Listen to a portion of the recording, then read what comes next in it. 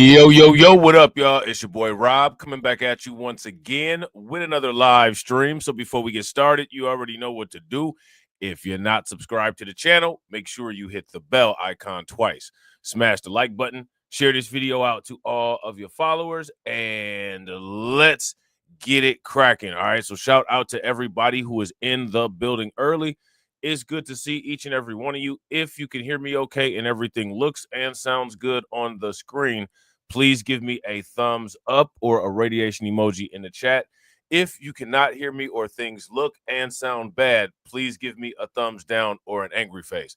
While you guys are doing that, I'm going to shout out everybody who is in the building early, all right? Shout out to Miss Nisi. It's good to see you, Miss Nisi. Shout out to Sybil. Good to see you as always, Sybil. Shout out to my man, Lehman Lucas. What's good with it, bro? And shout out to everyone who has not said anything yet. If you haven't smashed that like button yet, do me a favor, take a moment, smash that like button. Also, if you have not, please take a moment, share this stream to your social media, all right?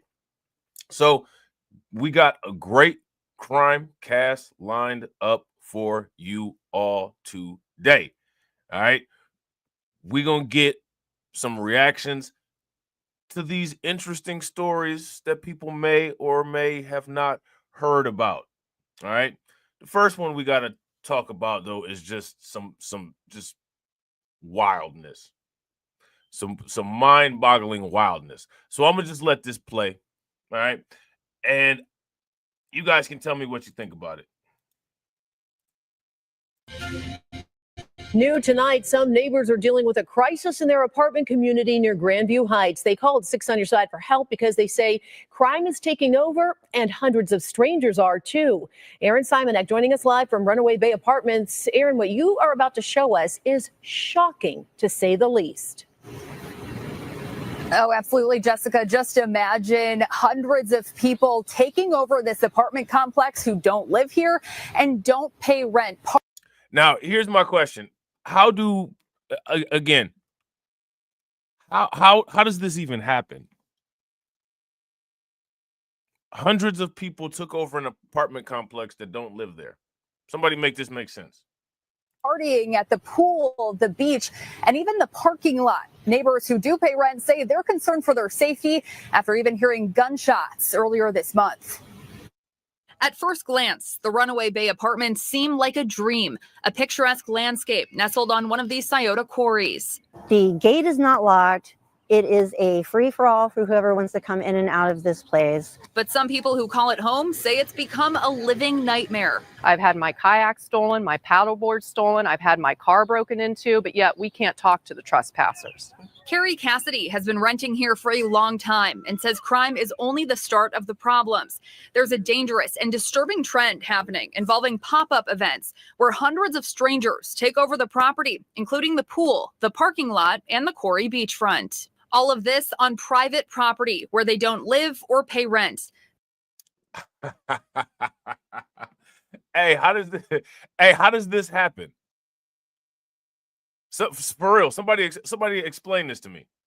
The front gate has been broken for months, with people pouring in day and night with no control. I'm paying $1,400 in rent here. These people come in here and they act like they own the place. We get harassed. We get threatened with guns, with knives. We've had a shooting here just a week ago at our pool. This surveillance video shows those shots ringing out at the pool earlier this month.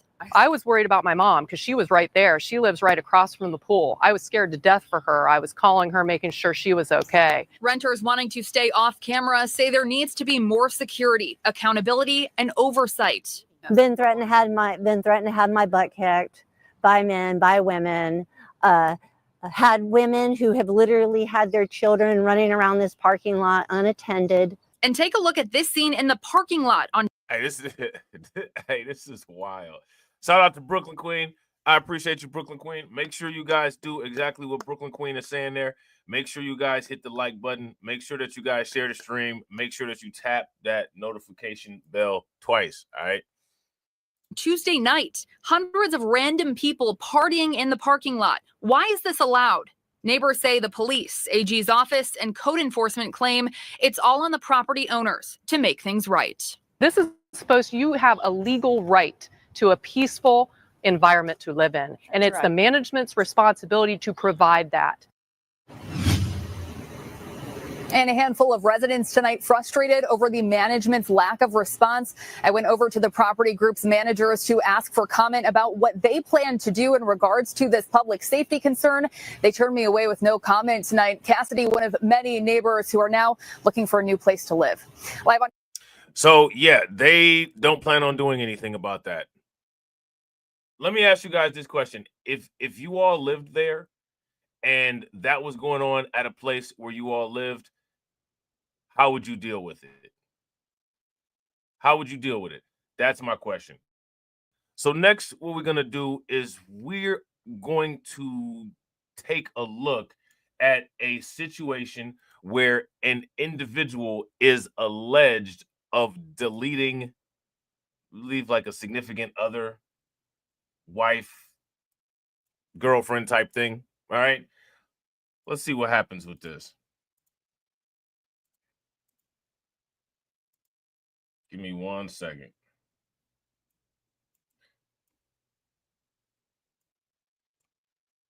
All right, well, I guess we won't be doing that.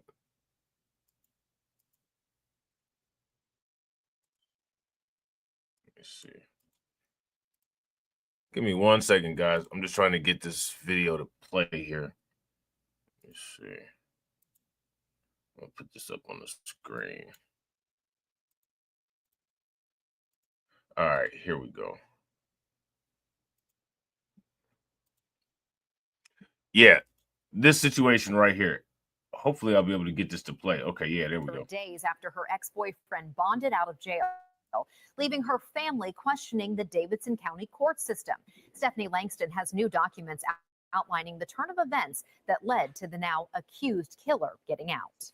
You basically let an animal out of a cage. It's like letting a tiger out of a cage on a piece of meat. He's going to get right for it and start eating it. And, you know, the jail let this animal out. And days later, 22-year-old Lauren Johansson was found murdered, stuffed in the trunk of her grandmother's car. And it was horrendous just to see my daughter piled up in a bunch of trash bags and blankets in the back of her grandmother's car. It was a sight Lance Johansson feared after he says his daughter was brutally beaten in December in Nashville by her ex-boyfriend, Bryson Rivers. He was arrested, but after several months, Rivers' bond was lowered from $250,000 to $150,000 by Judge Cheryl Blackburn.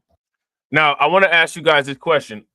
Why do you all think that they lowered this individual's bond? What do you think took place where they just decided to say, well, you know, this person is not a threat. He's not going to harm anybody. Nothing's going to happen. Let me go ahead and take this bail, this bond, down from $200,000 to $100,000. What do you think took place there? Let me know what you guys think. New documents from the court administrator showing a timeline lowering his bond to $150,000 and a list of conditions, requirements that the court records show were broken from the moment Bryson was released June 24th. So they basically let him free out into society with no recourse. The court order requiring his release to occur between specific hours, which the records show didn't happen. In turn, the paperwork says the court-ordered GPS monitoring company wasn't available, and Bryson was fitted through a different company, a violation. According to the paperwork, that didn't come to the DA's attention until 4 days later. Freedom Monitoring claiming they installed an ankle monitor on Bryson June 24th, and that at the time, no court order was available, saying Bryson said he would be living in Mississippi. However, the conditions laid out during the bond hearing in April said he was to stay in Davidson County. July 2nd, the court issued a warrant for Bryson. His ankle monitor had not been recharged and died, but it was too late. Lauren Johansson was missing. Her body found July 3rd. Lauren was allowed to die because of negligence from the criminal justice system in Nashville, Tennessee. Stephanie Langston, News 2. Shout out to Crew Reality. What's good with it, bro? Good to see you as always. All right, so we're going to dive into an article that kind of goes into this. And again, what I'm trying to figure out is, you know, what happened? What happened here? Now, you know, people ain't really talking too much about this. It's not really being discussed. Yeah, no. You know, shout out to Crew. Hey, it's all good, man. You got to You gotta get as much money as you can on YouTube. Shout out to Retro Gemini. What's good with it, bro? So now here it says, family of 22-year-old nursing student allegedly deleted by ex sues for 150 million from bondsman who sprang him from jail days earlier. All right, so they suing the bondsman too. Okay, the family of slain nursing student, and you got to love New York Post. They put all this stuff up here. I don't know why they do it. The family of a slain nursing student is suing the Tennessee bond company that helped spring her violent ex-boyfriend from jail, claiming they looked the other way as he violated his bond agreement to allegedly hunt her down and delete her. All right. So again, how did this happen? The mutilated body of 22-year-old Lauren Johansson from Mississippi was found in the trunk of her car in 2024 after her ex, Bryson Rivers, made bond following his arrest and jailing for allegedly kidnapping and beating her in Nashville months earlier. All right. So again, how do you get your sentence, or I'm sorry, how do you get your bond lowered when you're guilty of committing a crime of that magnitude? That's my question. And there's a lot of quote unquote political discussion of bond reduction and different things like that. And what I find interesting is that this particular situation where someone was deleted as a result of a bond lowering is not front running that discussion. Just plain interesting. Johansson's father had begged the judge not to release Rivers, but he was allowed to walk free on bond just days earlier and is accused of deleting the college student soon after. Now, the girl's family wants $150 million from the bond company that helped set him free. The lawsuit filed Saturday in U.S. District Court in Nashville claims the companies didn't do enough to stop Rivers from violating the terms of his bond agreement, which was partly their responsibility under Tennessee law. Despite tracking Rivers with an ankle monitor, the companies alerted neither authorities nor Johansson's family when he broke his bond agreement and crossed state lines into Mississippi, where Johansson was attending college for a nursing degree. Now, let me ask you all this question. What do you all think should happen here?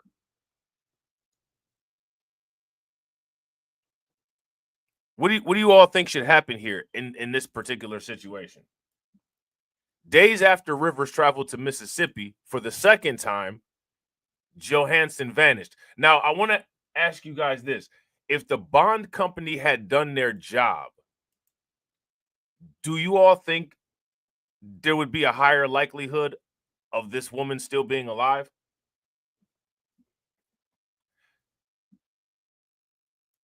Let me know. Her body was beaten to a pulp and was later found wrapped in trash bags and sheets in the trunk of her car, which turned up at a cemetery, investigators said. Johansson's father, Lance Johansson, said the bondsman and their partners knew Rivers was a threat to his daughter, but did nothing. Just to see my daughter, the most kind woman in the world, mutilated and thrown away like a piece of trash was the most overwhelming thing I've ever seen in my life. Why in anybody's right mind would they let this person out, he added. The girl's father also had choice words for Davidson County Court. You basically let an animal out of the cage. It's like letting a tiger out of the cage on a piece of meat, and he's going right for it and start eating it, he said. Rivers now faces a murder charge and is being held on a new bond of $1 million, according to the outlet. Before allegedly deleting Johansson, he had spent several months in jail on accusations of trapping her in his car and beating her unconscious while on vacation in Nashville. His bond was lowered from $251,000 to $150,000, which was eventually posted by two Nashville companies, Brooks Bonding and On Time Bonding, both of which the family is suing. The Johansson family also names a private monitoring firm and two companies that provided collateral for Rivers' bond. Now, there's a lot that goes into this, right? And a lot of different ways that this can be discussed. But, for purposes of the live stream, my question for you guys is, are these companies that this family is suing, Are they actually liable for this crime? Right? And what do you all think are the chances of this family winning this lawsuit against this company? Let me know what you guys think. Shout out to Black Free Thinker. What's good with it, bro? All right.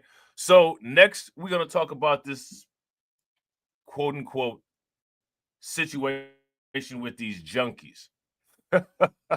We're going to talk about this situation with these junkies. All right.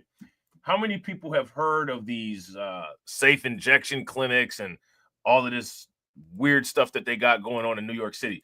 Now, one of the reasons why I'm asking about this is because that new candidate that's running for mayor, I think his name is like Zohan. If he wins, there's going to be a lot more of this. All right. There's going to be a lot more of this. And my question is, who would want to live around this? NoHo Hellscape. Opioid clinic welcomes junkies jabbing their necks and ODing in playgrounds to posh New York City neighborhood. Let me, very, very interesting, right? And we're going to ask some questions about these particular junkies. This looks like, let me ask you this. Does this look like the United States of America has a quote unquote new way, quote unquote, of dealing with quote unquote new junkies? Because I don't recall quote unquote junkies of the past being dealt with like this. I recall junkies of the past, quote unquote, being dealt with by being thrown in jail, by being thrown in prison, not by being given a quote unquote safe place to quote unquote do their thing, right?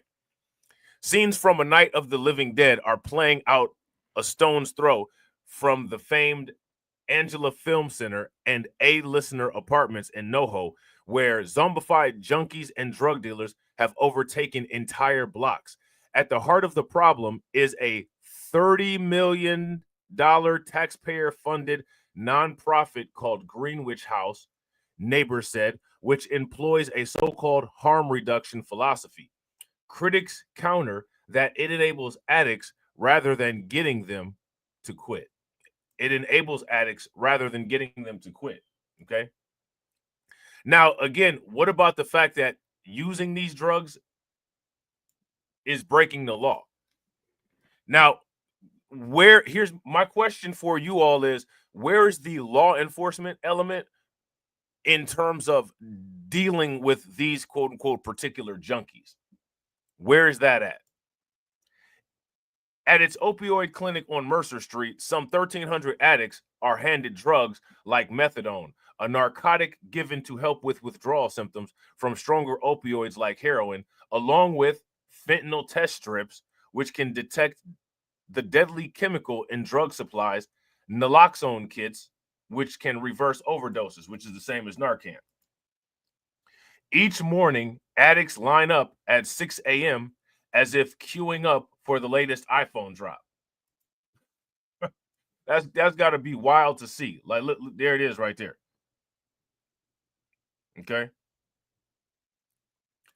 The Post witnessed the depravity 2 days this week, with addicts contorted and splayed out on sidewalks and stoops, while others jabbed needles in their necks, arms, and legs in broad daylight as commuters and school kids wearily walked by. Other junkies collapsed on park benches, feet away from frolicking children, losing their shoes as they stumbled over. Another young man shuffled into moving traffic on West Houston and was later seen kneeling on the pavement as medics tried to treat him. What do you all think happened to him? Now, this guy's trying to find a vein in his leg. Okay. Residents are fed up that their posh neighborhood, where a one-bedroom apartment recently sold, for $2.2 million, and celebrities like Gigi Hadid live, has spiraled into a hellscape.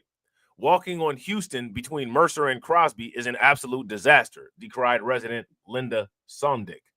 I've seen people being taken away in ambulances who clearly overdosed, and on the streets, people are openly shooting up. It's tragic and scary. Now, again, here's my question for you all. Why are these people not getting arrested and prosecuted? They're just letting these people just lay out on the street. I mean, look at this. They're just letting these people just lay out on the street. It looks like an animal habitat. I mean, you know, technically, right? It is an animal habitat, right? Neighbor Lily Miggs said the kids will be playing in the playground and there'll be people screaming and wailing on the other side. Parents have called 911 and sometimes paramedics never show up. I know the clinic is supposed to be helping people out, but I don't think they're getting the help that they need there, she added. Now, okay, so what they're saying, right? They're supposed to be helping, quote unquote, these people get off the dope. They're supposed to be helping these people, quote unquote, get off the junk, right? How are you helping people, quote unquote, get off the junk if what you do is provide these people the junk? Does that make any sense? Shout out to Detroit 313. What's good with it, bro? Does that make any sense? I mean, look at these dudes. Look at these people. Why aren't these people in jail? I think it's unfortunate. I think it's unfortunately starting to attract a different kind of crowd. You think people that maybe do not want the help they have to offer. They want the drugs that they have to offer, though. The Post witnessed scores of dealers roaming the block, looking to take advantage of a vulnerable population. Every day there are at least 2 or 3 overdoses just around the corner, said Hussein Elbaz, who runs a coffee cart at the corner of Broadway in Houston for 25 years. Paramedics save a lot of them, but about every 2 months, one of them dies. Elbaz said there are 7 or 8 dealers just around the corner. I see this guy. He has a fanny pack full of drugs. He said, pointing to a short, older man dressed in black. He's the one who sells fentanyl. He deleted 4 people in 3 days, he claimed. So again, what I want you guys to pay very close attention when it comes to this particular issue, right? When it comes to this particular issue, there is absolutely zero accountability placed on the person who seeks out and buys the drugs. In these particular situations, the people who seek out and buy the drugs are catered to and are not scrutinized. In these particular situations, the people who sell the drugs are the only people that take any scrutiny in this 100% degenerate situation. Again, my question for you all is, why is that, and how does that make sense? Part of the police's inability to intervene stems from Albany's move to decriminalize the possession and sale of needles in 2021. After that, junkies essentially had the green light to shoot up in public. Okay, so here's my question. Shout out to Cameron, what's good with it, bro? What politicians felt that it was a pressing issue to need to decriminalize possession and sale of needles? I want to ask you guys this question. Who voted for that? And what political party do you all think pushed that agenda? The taxpayer subsidized clinic has been growing exponentially since the pandemic. Somebody's getting paid. And in the last 6 months, locals say things have gotten out of hand. I bet you the revenue for this place has gotten out of hand too. Greenwich House, which has been around since the 1970s, was one of the city's first quote-unquote methadone clinics. It pulls in close to $8 million in a year in government funds. We're in the wrong business. About a third of its budget from both the city and the state. Another large chunk comes from healthcare billing and Medicaid, which Medicaid is coming from the state as well. The nonprofit was running on a $15 million budget around 2021 when lefty politicians like Council Speaker Adrian Adams, Manhattan Borough President Mark Levine, and State Senator Brad Hoylman Siegel started backing it, appearing in glossy photo spreads and annual reports. Now, let me ask you all this. Do you all think that any of those politicians who decided to back this thing, do you think that they're getting any type of kickback from this? Do you think anybody's pockets are getting greased? From that time, the budget rose each year, financial statements show, doubling to almost $30 million by 2024. Now, if the budget rolls each year, the reason why the budget rolls each year is because they had more capital to spend and allocate for the budget, right? So not only did the budget rise, right, the revenue more than likely rose as well. Question: how did the revenue rise? How did the revenue rise? Greenwich House also gets money from the family of far-left billionaire Democratic donor George Soros, with son Jonathan Soros and wife Jennifer listed among the top donors in the organization's latest annual report, giving $50,000 last year. Tax write-off. The clinic claims it offers through a harm reduction framework, which means it offers care through a harm reduction framework, which means meeting people where they are on their journey to recover, meaning not forcing them to quit until they decide that they're ready. So basically what they're saying is that, they have a right to shoot up. I mean, it's, what do you all think? Here's my question. What about people? Do you all feel that people in society who don't want to be around this kind of nonsense have the right to not be around this kind of nonsense? If you think that people in society who do not want to deal with this stupidity have the right to not be around this kind of stupidity, give me a thumbs up. If you disagree and you think that, this should be forced on everybody and these people should be catered to, then give me a thumbs down. But the problem, critics say, is that's not how addiction works. The idea is that people should only seek treatment when they're ready. But most people addicted to drugs are addicted for their whole lives, said Charles Fane Lehman, a fellow at the Manhattan Institute. They often regard efforts to get people into treatment as actively hostile to the interests of the people who use the drugs. Now, again, they're also committing crimes, right? So when did it just not matter that they're committing crimes? Yeah, shout out to Black Free Thinker. Facts. That's roughly 74 Bitcoin for Greenwich House. Facts. So again, I think that is interesting, the approach that's being taken here. And, you just don't really hear too much about it. People should have more open discussions about this, in my opinion. People discuss a lot of things openly, in my opinion, that I think, it's not really valuable conversation. I think that this definitely be a valuable comparative conversation that you really don't see taken in an effective way. A clinic spokesperson contended it is a common and unfortunate misconception that the presence of a treatment center causes public disorder. We are not the source. We are part of the response apparatus. Now, here's the question. Is this an appropriate response apparatus? Greenwich House's executive director, Darren, was senior advisor to former mayor Bill de Blasio and director of the mayor's office of strategic partnership before joining the organization in 2020. Now, I find it fascinating, right? This company seems like it's heavily politically biased. Shout out to Black Spider. What's good with it, Black Spider? Would you guys, if you guys agree, give me a thumbs up. If you guys disagree, give me a thumbs down. Doesn't it seem like this organization is heavily politically biased? And which side is it politically biased to? So again, this backs up my point that I always say, that the Democrats are and push pro-crime culture. The Democrats push allowing people to commit crimes and then making those crimes legal. Now, here's my question. Who are the people that created, manage, and are the majority and largest influence in the Democratic Party? Why is it that they hold no responsibility for fostering and creating this culture, which this culture then gets turfed off to other people?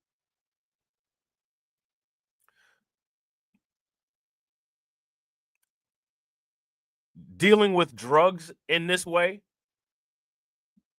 Democrat-backed agenda, pro-crime culture. Do the drugs, we'll take care of you.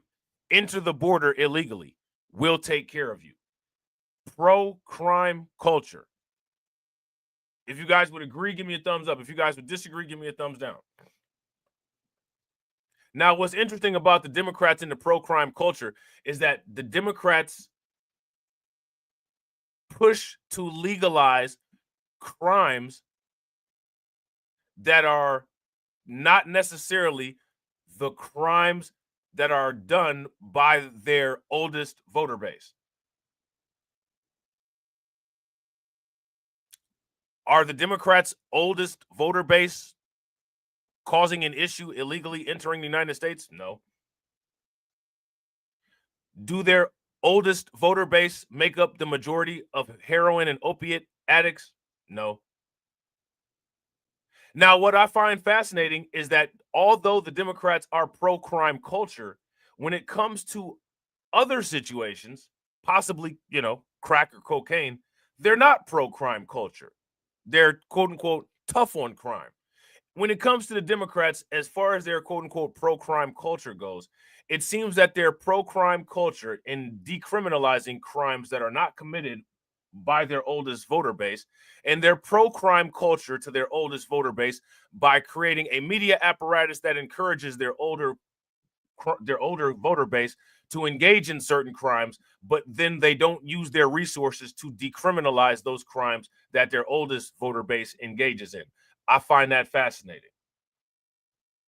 Actually, I don't find it fascinating. What I find more fascinating is that people don't have that discussion in those terms. Okay. He made $230,000 in 2022, the last year for which Greenwich House made tax filings in public. It was under de Blasio that the Big Apple heralded the opening of the nation's first 2 supervised injection sites in 2021, which progressive politicians promised would help the surge in fatal overdoses across the city. Now, let me ask you guys this. Have safe injection sites improved the opiate crisis? If they have, let me know. If they have not, also let me know. And shout out to everybody watching. I appreciate you all. If you all have not smashed the like button yet, please do me a favor, take a moment, smash that like button. Also, if you guys haven't hit the bell, please take a moment, hit that bell, and also please share the stream to your social media. About 2,300 New Yorkers died of overdose last year, almost 3 times more than a decade ago, according to data from the state's health department. So this sentence right here should tell you that these methods of dealing with this situation clearly are not effective. Most, about 1,650 people, died from fentanyl or other synthetic opiates. In comparison, 372 died of heroin and 188 died of pills like oxycodone. Okay. So, yeah, this is a big fail, but it's very interesting to see how this is dealt with. And my question is, for comparison purposes, why the different approach?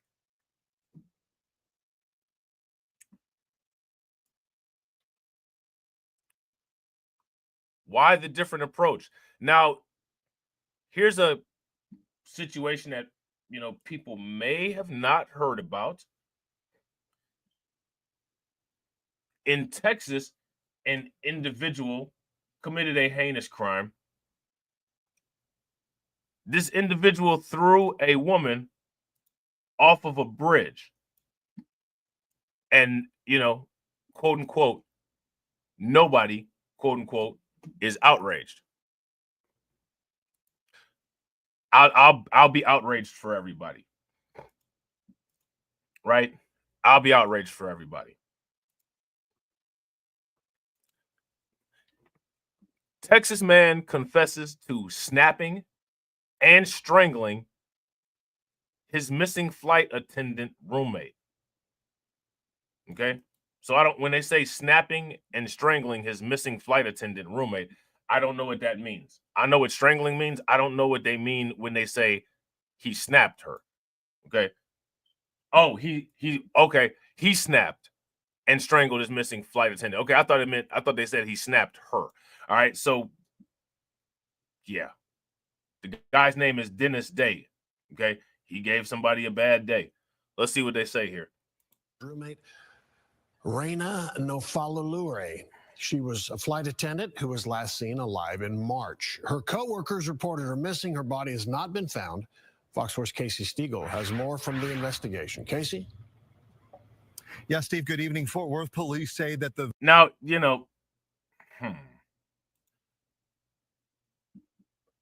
this is a strange roommate combination. How many people, if you guys would agree, this is a strange roommate combination, give me a thumbs up. If you would disagree, give me a thumbs down. Me personally, unless there was a, transaction, I wouldn't expect to see those two coming out of the same building. Unless it was like a grocery store or something like that. So that's just something that I noticed there. Fort Worth police say a man has confessed to killing a woman and throwing her body off a bridge 3 months ago. Dennis Day charged with killing his roommate, Reina Nofalulure. She was a flight attendant who was last seen alive in March. Her co-workers reported her missing. Her body has not been found. Fox 4's Casey Stiegel has more from the investigation. Casey? Yeah, Steve, good evening. Fort Worth police say that the victim's roommate not only confessed to strangling the 47-year-old flight attendant, but he also admitted to dumping her body and her personal belongings in multiple places. There are times. That word is hard to say, saying murder. So we've just been writing killed. When the world reminds you how cruel it can be. It's not fair. It's not right. Those who knew and loved 47-year-old Reina Soluri are still trying to reconcile what happened to her. Police say inside this small blue house in the Eastern Hills part of Fort Worth. It was really a shocker, to be honest. Let me ask you guys this question. Do you all think that anybody close to her said, I don't know, it's probably not a real good idea to room with this individual? Do you think anybody might have said that to her? If you guys think that anybody might have said that to her, give me a thumbs up. If you don't think that people said that to her, then give me a thumbs down.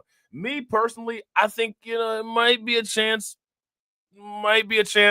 that somebody was like, your roommate kind of looks, I don't know. I don't know if I would sleep around that individual. Do you think that any of her friends or anybody in her close circle was like, you hit the jackpot with that roommate? Some people might have, for various reasons. Reina Soluri's friends say she'd been living at the home the last year with 66-year-old Dennis Day after she fell on tough financial times. Her family, including her 23-year-old.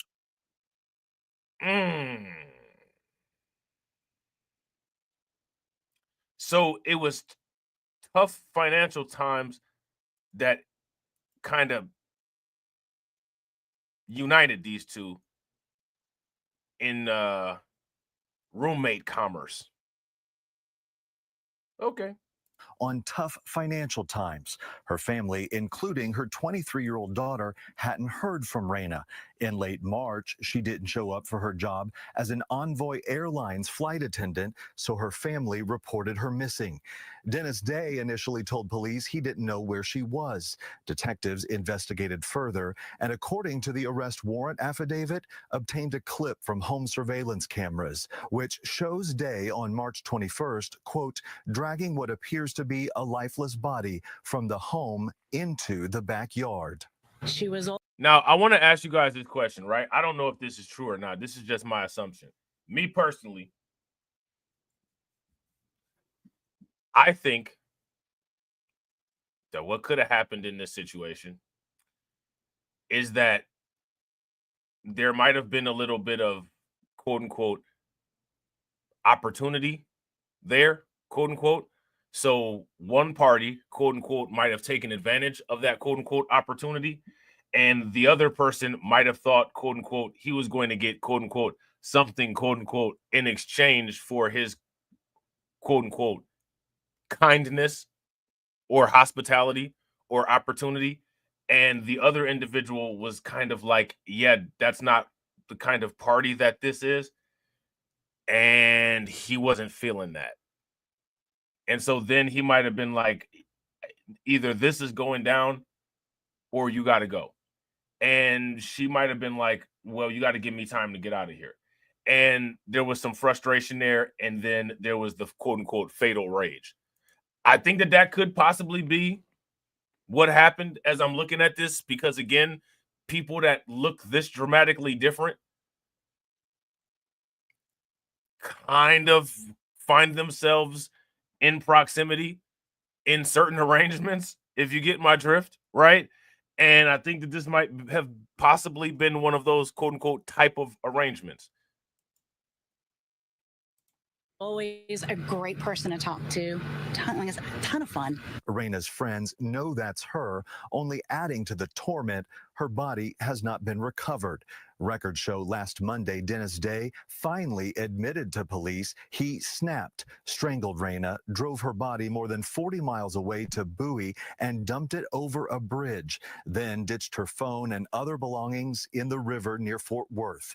He was arrested and charged with murder. Reina's family now begging for her to be found, saying nobody deserves this. Raina was amazing. She would give the shirt off her back. She would come to you if you needed that help. Court documents do also show that Dennis Day has a lengthy rap sheet. He's already spent years of his life locked up for other violent crimes, including an aggravated assault in Dallas. So, Buddy has a rap sheet. Buddy has a rap sheet. Interesting. A grizzled Texas man confessed to strangling his flight attendant roommate during an argument, then tossing her remains from a bridge, according to reports. Dennis William Day of Fort Worth was arrested and charged Thursday with the murder of 47-year-old Reina Nofal Soluri, a flight attendant for Envoy Air who was missing for months, CBS News reported. Soluri was reported missing on June 11th by a coworker at American Airlines regional carrier who had not spoken to her since March 19th, when the text conversation was suddenly cut off, according to an arrest warrant obtained by the outlet. Now, I'm curious if this text conversation had any clues of distress in it. The flight attendant had been living with Day for about a year and had recently taken a leave of absence for a minor surgery. She was expected to return to work on March 31st, but never returned, authorities detailed. A series of visits to Day and Soluri's home, detectives began to piece together a disturbing timeline. On May 8th, officers went to the residence to tow Soluri's car, a 2023 Mazda she had purchased just a week before going missing. Day reportedly told them the vehicle had been sitting out front for nearly 2 months and he hadn't seen Soluri in that time, the arrest warrant said. During another welfare check months later, he told detectives that he hadn't seen Soluri in months and showed a little concern, according to the document. On June 23rd, detectives searched Day's home and found surveillance footage of him dragging what appeared to be a lifeless body into his backyard, the arrest warrant stated. So what I find fascinating is that what this is basically saying is that that body was there, right? That body, it must have been there each time the authorities visited, and they didn't pick up on it. So that's interesting, right? In a follow-up interview, Day allegedly confessed to snapping and strangling Soluri on the kitchen floor because she threatened to call the police, the document detailed. Now, here's the question, right? She threatened to call the police about what? What did she threaten to call the police about? It's not immediately clear why Soluri threatened to call the police. Now, we can make an assumption, right? We can make an assumption why she called the police. I want to ask you guys in the comment section. Shout out to you guys. Shout out to the replay gang. Why do you all think that this woman called the police? He then allegedly moved her body outside and disconnected the surveillance system after realizing the sick act was caught on camera. Okay. Day allegedly told detectives he put Salori's body in a black trash bin and drove it to an area near Bowie, Texas, and dumped it off a bridge. On the way, he allegedly tossed her phone into a river near Interstate 35 and later got rid of many of her belongings and tossed a revolver down a storm drain, the warrant said.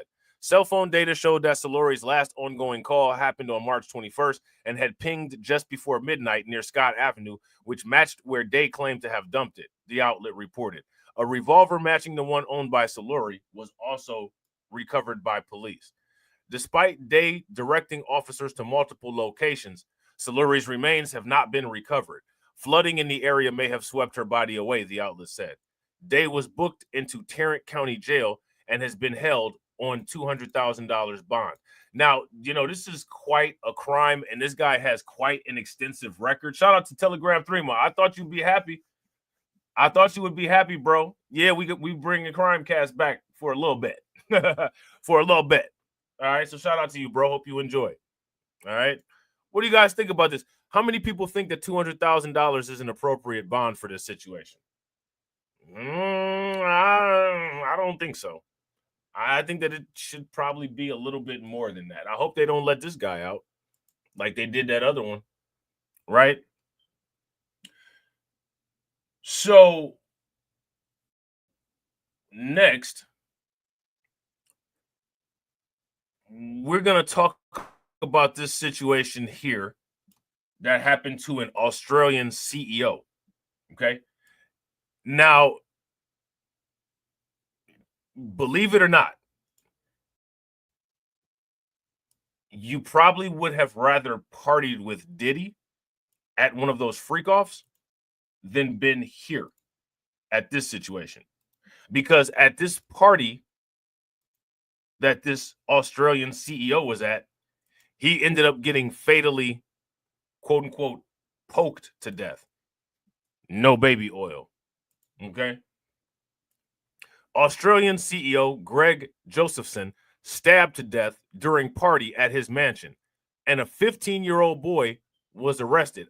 I don't know what kind of party it was, but it's interesting that at this particular party, a 15-year-old was welding a sharp object, to put through this individual, right?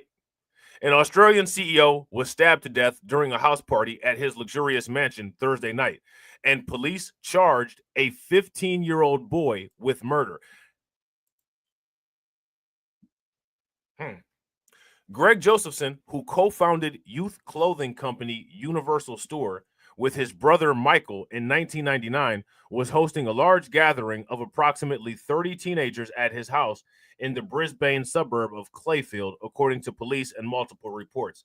Off the rip, an adult hosting a party for teenagers, unless this party was involving friends of this individual's children, I find that weird. I find that kind of weird. What about you guys? If you guys think that could possibly be somewhat weird, give me a thumbs up. If you don't think that this was weird and you think that this is perfectly normal and I'm just simply overreacting, please help me with my anxiety, okay? Josephson knew his alleged killer before the two got into an altercation around 8:15, Queensland police said, without naming the businessman and suspect. What did they get into an altercation? How do you get into an altercation with a 15-year-old? What were they arguing about? The teen allegedly grabbed a household item to stab Josephson. Police arrived at Josephson's home to find the 58-year-old executive critically wounded. He was later pronounced dead at the scene. Authorities captured the teen 2 blocks south of Josephson's home. He was questioned and later charged with the murder. The unidentified teen was held without bail. He was scheduled to appear in Brisbane's Children's Court on Friday morning. Josephson purchased the 6-bedroom, 6-bath, 3-story home for $1.25 million in 2016. The Clayfield Enclave is worth an estimated $3.2 million following a 2022 renovation to make his abode feel like a quote-unquote 5-star home, according to 7 News. Josephson had recently put the home on the market as he planned to move his family 2 hours north to Noosa. We're sad to sell, but we're relocating to Noosa, where we have a house and business interests. But we're proud that we went all out to create a once-in-a-lifetime forever home, and that's what's on offer for someone now, he said. Okay, so this is this place called Universal Store. This must be some place in Australia. As you guys can see, look, they're front running with the Crocs. I don't, we got to take a little detour here. We got to take a little tangent. I don't understand. Can I ask you guys this question? Why are people wearing Crocs? I don't understand. Why are people wearing Crocs as if they're normal, stylish, and fashionable shoes? I don't get it. Why are they so popular? Somebody, please, can anybody justify the popularity of Crocs? Because I don't see it. Just because I don't see it doesn't necessarily mean it's not justified. I just don't see it. Help me see it. Okay. Universal Store specializes in trend-led clothing for men and women targeting ages 15 through 34, according to the website. Since the 2018 sale, Josephson had been chief executive of Josephson Holdings Party Limited, according to his LinkedIn, but appears to have kept a relatively low public profile. Before I set out to open Universal Store here, I went overseas to look at the UK and the United States, particularly California, looking at the retail concepts there, and then saw what was relevant in Australia, Josephson said. The company announced Josephson's death in a statement obtained by 9 News. We wanted to share the sad news that Greg Josephson, who founded our company and played a significant role until 2018, has recently passed away. Neighbors were left in shock over the high-profile deletion, saying the party was very quiet before the stabbing. It was extremely quiet. I wouldn't have even known that there was a party going on last night, one neighbor told the Courier Mail. There was some sort of altercation that resulted in this 58-year-old male tragically losing his wife. I'm sorry, tragically losing his life. I guess he lost her and everything else, right? Queensland's Police Acting Assistant Commissioner Rise Wildman said, "It's not a case of carrying knives. It's unfortunately allotted in a home," he added. A new law was enacted in September of 2024, banning minors from purchasing knives in the Australian state of Queensland. Okay, so this is interesting.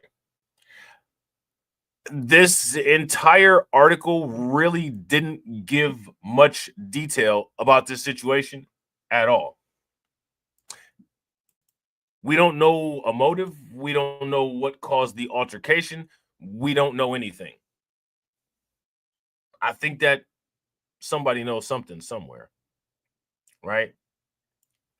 Now, how many people have seen these quote unquote ring cam terrorists?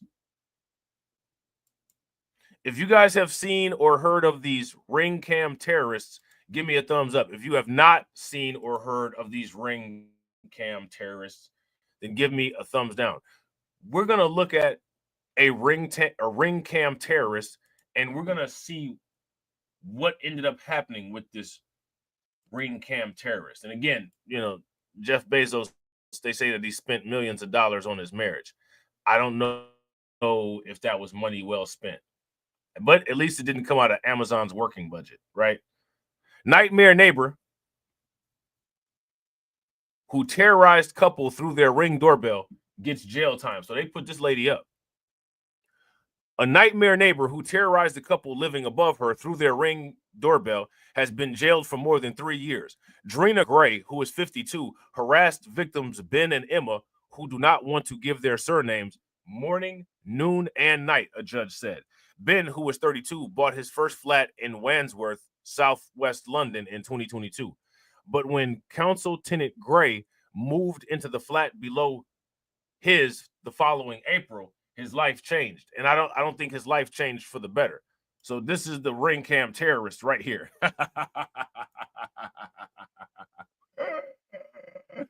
Could Could you imagine looking at your ring cam and there's a close-up of this person right here?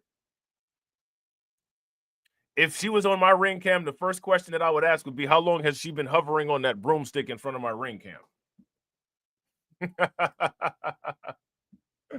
So they put this lady in jail. The product manager even lost his job at a startup company because of the lack of sleep. She just destroyed this man's life. He was getting due to Gray blasting loud music and hovering the community hallway in the early hours of the morning. Countless disturbing videos captured by Ben's camera show Gray shouting, swearing, and threatening him. And why? After Gray was finally prosecuted for her campaign of hate, a judge ordered her into custody, and she escaped from court, and she went on the run for the week. So this woman was a true soldier. This woman was a true soldier. They thought they was about to put her in jail, and she got on her broomstick and said, "Not today, kiddies," and just flew off. And they had just a hell of a time getting her back. Just a hell of a time getting her back. Thank goodness they got her. I'd be scared if I knew this woman was still on the loose. She claimed that Ben had been using her as bait to make his 31-year-old partner, Emma, who lives there at the flat, jealous after a breakup.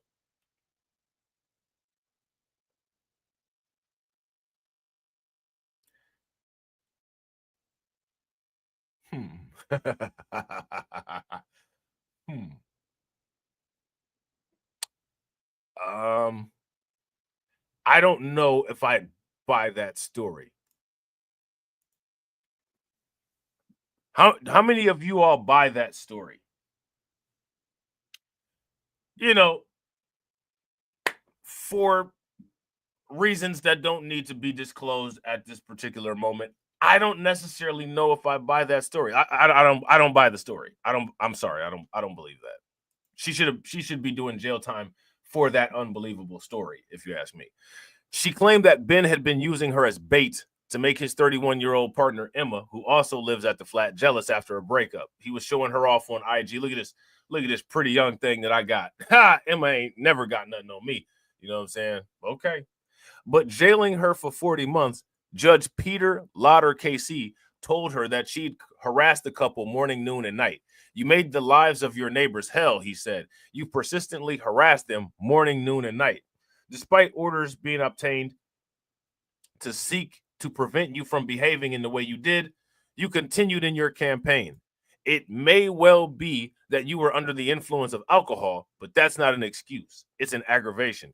It's no consolation at all to the people you were threatening with extreme violence. This was over a period of 6 months. You well knew what you were doing. Judge Lauder jailed Gray for 40 months after she admitted charges of harassment intended to put fear of violence, 2 charges of criminal damage relating to doorbell cameras she smashed, and a public order of offense using threatening words and behavior towards Ben.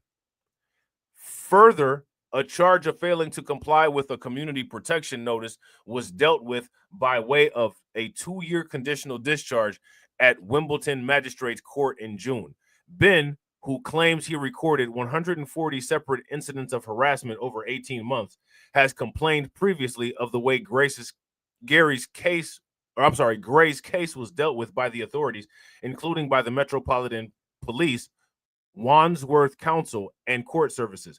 He claims that when Gray once threatened to shoot him and his partner, Emma, who works in marketing, police took 13 hours to respond. Now, let me ask you guys this. Why do you all think that the police took so long to respond? Yeah.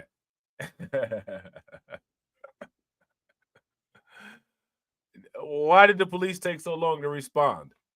Court cases involving Gray were adjourned multiple times before she was finally sentenced for her offending. Prosecutor Dylan Bubb, outlining the facts of the case, told the court, the victim and defendant are neighbors. They live in the same block. The defendant moved into the bottom flat in April of 2023. Since the defendant moved into her property, she engaged in a campaign of harassment against Ben. Bubb explained that though the first year passed without incident, Ben installed cameras at his property after Gray stole 2 parcels from outside his door.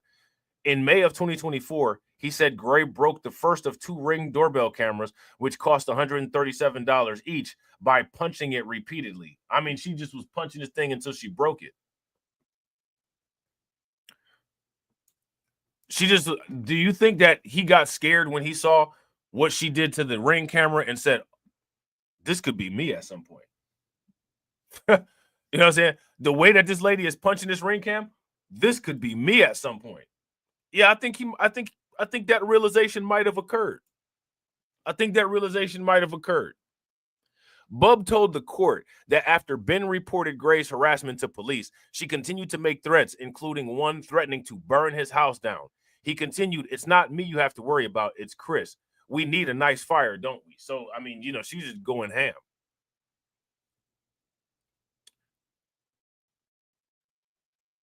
Look at these videos. Or look at these shots. She's just opening up the door, looking crazy.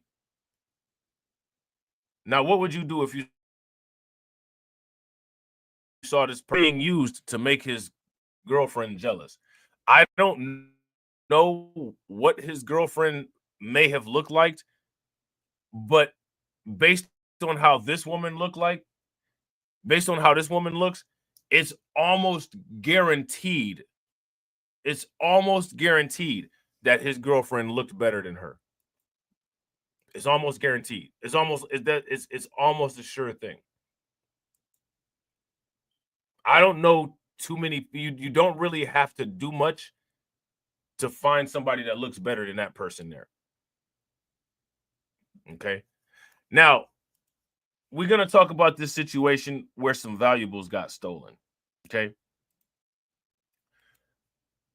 We're going to talk about this situation where some valuables got stolen. And as you guys can see, you know, these last 3 situations here, they didn't take place in the United States. That might be one of the things that you might have noticed, among other things, right? Now, this person here stole $170,000 worth of diamonds and gold. And then she took selfies wearing the stolen items and sent them all over the internet. Who does it? Why would you do it? Right? Why would you do that? The only thing that I could think of is that somebody who does something like this, you just want to get caught. You just want to get caught. So we're just going to run with that assumption that this particular individual right here, she must have just wanted to get caught. Thieving jewelry shop boss stole $170,000 worth of diamonds and gold and then sent selfies wearing the stolen haul. Okay.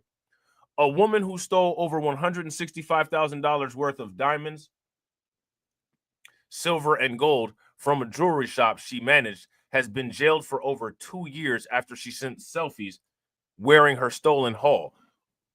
On Friday, June 20th, Lucy Roberts, who is 39 of Swalland, East Yorkshire, was jailed for 28 months after pleading guilty to theft by employee at Grimsby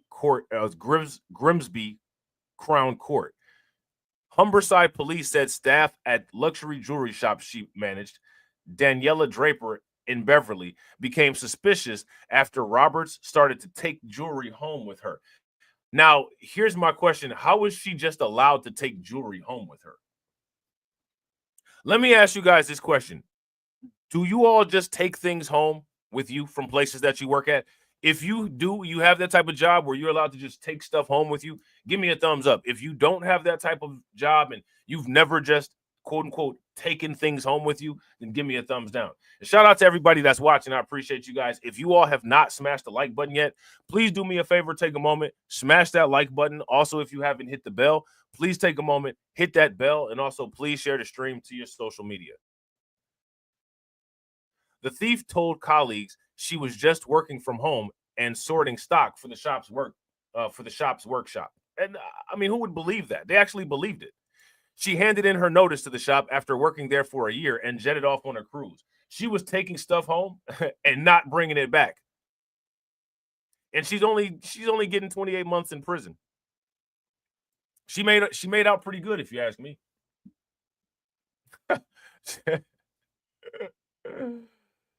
She made it pretty good, if you ask me. Now, I want you guys to pay attention over here. New York City Democrat candidate Mamdani doubles down on plan to target quote unquote whiter neighborhoods with higher taxes. And then he says billionaires shouldn't exist. What do you guys think about that? That's Mamdani. Okay. Again, he's a very weird individual. And if you ask me, shout out to the people from New York. I don't think that he should become the mayor there. I got this feeling that he might, though, and it's gonna get exponentially worse. But we shall see.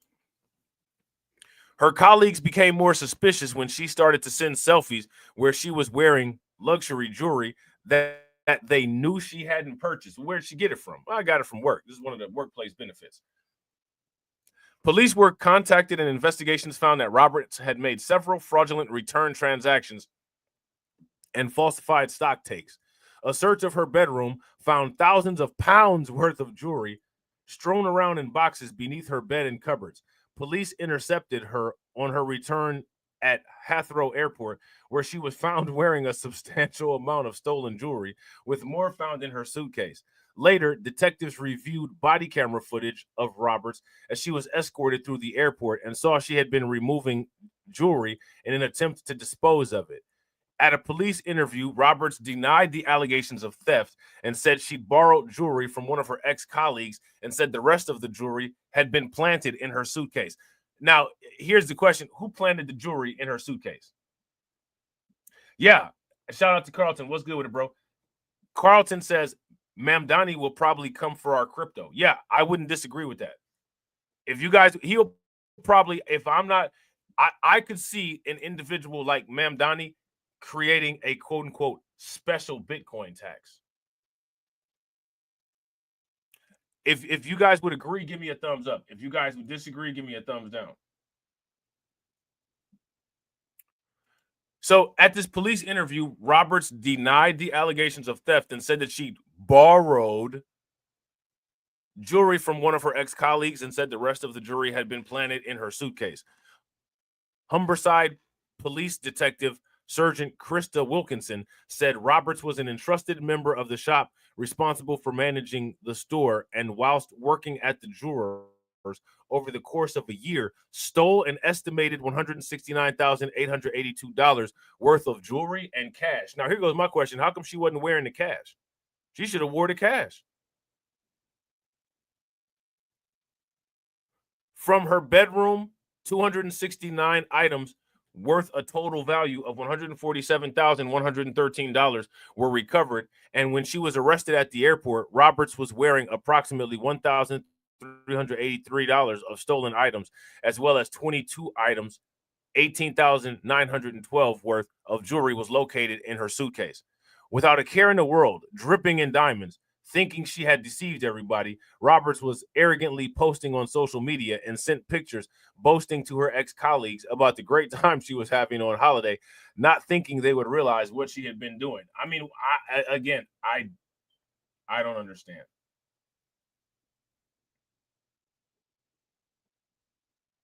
I don't understand. From the photos she sent colleagues, you would clearly see the high value and unique pieces that she was wearing, which she had not purchased while working at the store. While the company may sell luxury products, they are still in business who rely on customers and sales to be able to continue to operate and contribute to the community. I am pleased that she is now behind bars, and I hope it will give her ample time to think about the crime she committed and how it has impacted not only the company, but the colleagues who considered her a friend and who were betrayed by her in such a trusted role. Speaking on her court conclusion, Daniela Draper Jewelers said, "We're pleased to finally have closure on the matter after several years. We remain incredibly grateful to Humberside Police Force and our employees who at the time of the investigation worked tirelessly and diligently to bring about this outcome and justice to be achieved." Now, She might have got away with it had she not posted all that stuff on social media. Let me ask you guys this question. How many of you all think that she would have got away with it if she hadn't posted all this stuff on social media?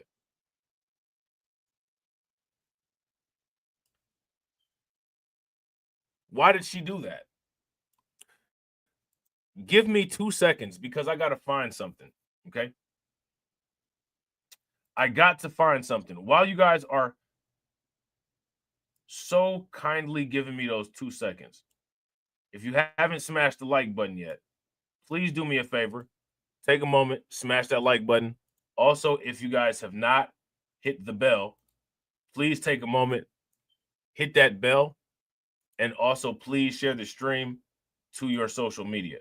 Now, for the nosy people, right, who want to know what I'm doing, I had other articles and they just disappeared. Okay. I had other articles and I'm just trying to get them back. Okay. So let me see. Let's see what we got. We're going to talk about this freak right here. We're going to talk about this freak. Okay. And, you know, as we talk about this freak, I'm just curious what y'all think about this. This is the freak. This is our version of the freak off. Throw some baby oil in the chat. We about to have our own Crimecast freak off real quick. All right. Hopefully we don't get RICO charges. We might, but hopefully not. This channel's not monetized, so I can't possibly be using anything here to fund any type of criminal enterprise, right? So, mother receives sentence for multiple sexual encounters with son's 13-year-old friend. Okay. So, mom was getting busted down by her son's friend. This is a wild variety of hookup.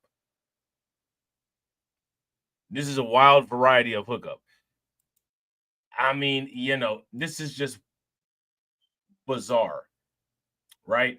It's bizarre and it's interesting because this type of thing is like a whole genre of porn. And then you see these type of situations criminally play out in real life. It's just interesting. Now, this happened in Rockwell, Texas. All right. A mother was found guilty of making sexual sentenced to 5 years in prison. Now, here's my question. What do you guys think about 5 years in prison for this situation? How do you guys feel about 5 years in prison for this? If you think that 5 years in prison is the appropriate sentence, let me know. If you think that 5 years in prison is not enough, let me know. If you think that 5 years in prison is just too much, let me know. This woman is a real estate agent. Real estate agent Natalie Sorrells, who is 44, had multiple instances of inappropriate contact with the child since April 2023, according to a forensic interview with the 13-year-old at Rockwall's Children Advocacy Center, KDFW reported. In the interview, the 13-year-old, and let's do a little bit of background there. In the interview, the 13-year-old describes 2 incidents where Sorrells touched him inappropriately. In the arrest affidavit, KDFW reported he also described having sexual contact with Sorrells in the car after she picked him up from a football game and another time at a party for Sorrells' son. Let me ask you guys this question. What do you all think? How do you all think her son felt about all of this? Do you all think that her son was happy with her and Do you think that this boosted his confidence around his peers of the same age? According to the affidavit, the child said that during one of the incidents, Sorrell's husband called to ask if she was cheating on him. The child also told police that Sorrells provided him and several friends with alcohol and tobacco on several occasions. So he threw in extras. Police were told of Sorrell's crimes after the child's mother found deleted texts between Sorrells and the victim, where Sorrells called the child, quote unquote, babe, according to the affidavit. Weeks after that was discovered, the child informed his mother that Sorrells had touched him inappropriately. Sorrells was arrested in February on Thursday. And on Thursday, KDFW reported that she was found guilty on 2 counts of indecency with a child. Sorrells received 30 months in prison for each guilty charge. Ooh.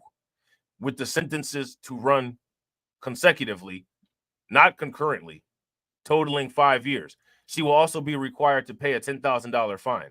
Court records show that the 44-year-old had posted bond. Okay. Now, I mean, you just got more. We got more freaks. Okay. So we're gonna take a look at this real quick. Let me see. Hold on. All right, so that never pulled up. Speaking of wow. It just don't stop. It just don't stop. Real quick, shout out to everybody watching. If you all haven't smashed the like button, please do me a favor, take a moment, smash that like button. Also, if you guys haven't hit the bell, please take a moment, hit that bell. And also, please share the stream to your social media. All right, let me see. Hold on real quick.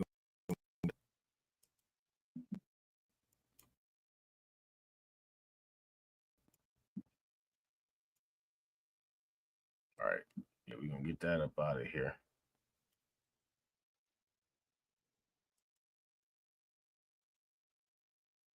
There we go. All right. Now we're gonna pull this up. Okay. And again, shout out to the people in the Discord. If you're not part of the Discord, take a moment, join the Discord. If you come across stories like this, please make sure that you put them into the Discord. And I will try to budget in time to roast these people. Okay.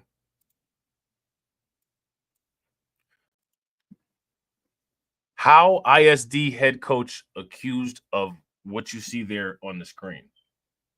Disgusting. Right? How ISD head coach and athletic director Andrew Harvey has been arrested and charged with online solicitation of a minor and other sex-related crimes. Harvey was arrested after an undercover operation by the Tarrant County Sheriff's Office, where an agent posed as a minor online. How ISD has placed Harvey on administrative leave and is cooperating with law enforcement. Okay. Head coach and athletic director Andrew Harvey was arrested by the Tarrant County Sheriff's Office on Tuesday. He's charged with online solicitation of minor sexual conduct, sale, distribution, display of harmful material to a minor, and solicitation of prostitution person under 18. That's wild. How ISD said in a release to parents that Harvey was placed on administrative leave immediately after they were notified of the charges, and he is not permitted on district property, nor is he allowed to have contact with students or faculty at this time. They say they have not been given any additional information about the situation other than the charges. Harvey was arrested after a multi-agency undercover operation targeting people attempting to solicit minors for sexual conduct. The Tarrant County Sheriff's Office said in a later release. Now, here's my question, and I want to ask you guys this. What causes, quote unquote, people to do this? What causes people to, quote unquote, engage in, quote unquote, this type of thing? What do you guys think? They say an undercover agent made contact with Harvey while posing as a minor online and Harvey was arrested after meeting with the agent, who he believed was a minor, in a public place on Monday. Harvey was arrested at the scene. Okay. So this Harvey individual, they got him out of there. Sick. Right? Now, a lot can be said about this. Right? A lot can be said about this. My question is, why do you all feel there's not so much of a discussion about this? What ends up happening with this is, shout out to the title, we just kind of run with it, quote unquote, right? As if, quote unquote, this kind of stuff doesn't happen.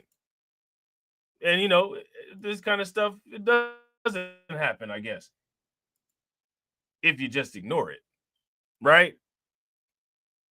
So, maybe that's why people don't say too much about this kind of stuff. Now, we got another situation here. Allen teacher indicted on indecency with a child charges. Okay. Interesting name here.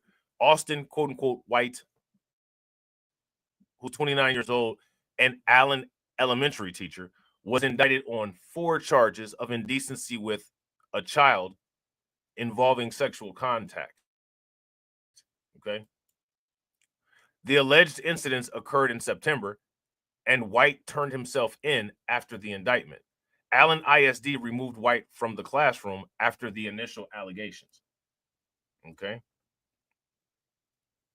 A grand jury indicted Austin White, a teacher at Preston Elementary School, on 4 charges of indecency with a child that involved sexual contact. White, who was 29, turned himself into the Collin County Sheriff's Office after the indictment. Court documents show the alleged incidents happened in September. Now, I got a question for you.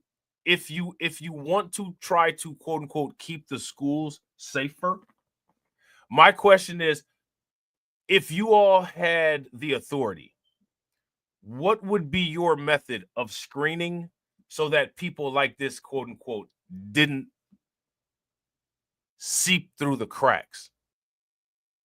Let me know. A letter to parents from the school district from earlier this year said that it had been notified of allegations that White had engaged in inappropriate communication and conduct with a student at Curtis Middle School. The district said it informed the police that White was removed from the classroom and placed on indefinite leave. Following the allegation, other students came forward. Okay. Other students came forward accusing White of inappropriate behavior. A trial in this situation is still pending. So if anybody sees any follow-up, anything about this, make sure that you guys get the information to me. Discord, a comment in the comment section with a link, right? Interesting. It doesn't stop getting interesting. Now, we got another situation here.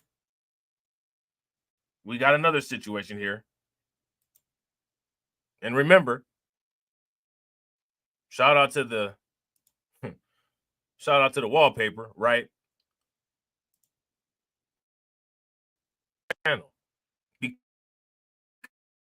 Because only we commit, right? So I'm glad that busy criminal schedule today to come and chop it up with me about the crimes that we didn't get the opportunity to commit. Give yourselves a round of applause. Give yourselves a round of applause. Home nurse arrested for allegedly abusing an 18-year-old patient. What happened here?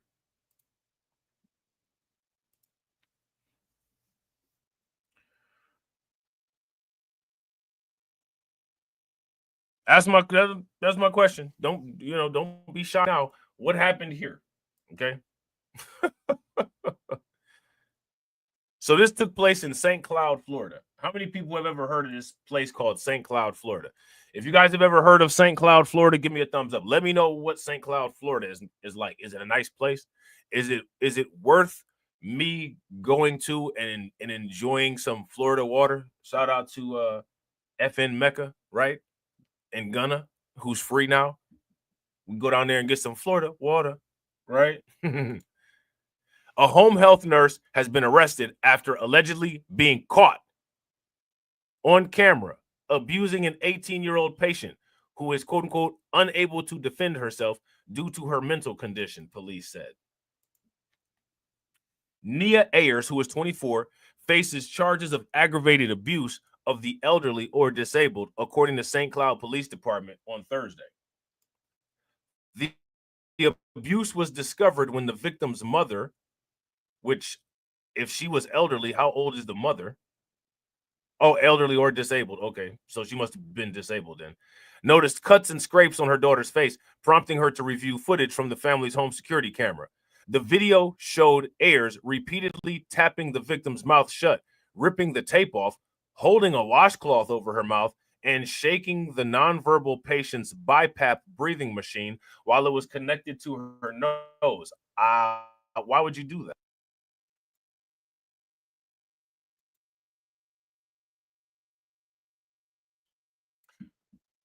Why would you do that? Question, ladies and gentlemen. Why would you do that? The victim in this case is completely unable to defend herself or cry out for help, said Douglas Gork, St. Cloud Police Chief. This is truly a heinous act, and we are concerned that there may be other victims. Okay. Law and Crime reported that an arrest warrant showed Ayers was not a stranger to the alleged victim, but had been taking care of the teen on Fridays for about 5 years. Police said Ayers turned herself in late Wednesday night and was subsequently arrested and booked onto the Osceola County Department of Corrections. Okay. And again, it just don't stop. And this is only one place. But again, like I said, we have to just ignore these things. No, we don't have to just ignore these things, right? We don't have to. People make the choice to ignore these things, right? But you could create a little creative dialogue like what people do with these type of situations and just run with it, right? But the interesting thing about this particular type of thing is that as much as people may say that this is quote unquote grifting,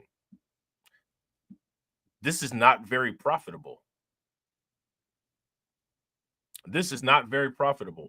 Now, my question here is what happened to this woman's hair?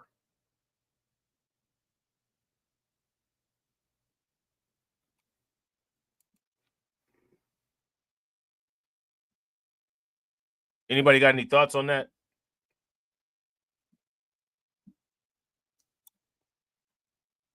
What happened to her hair?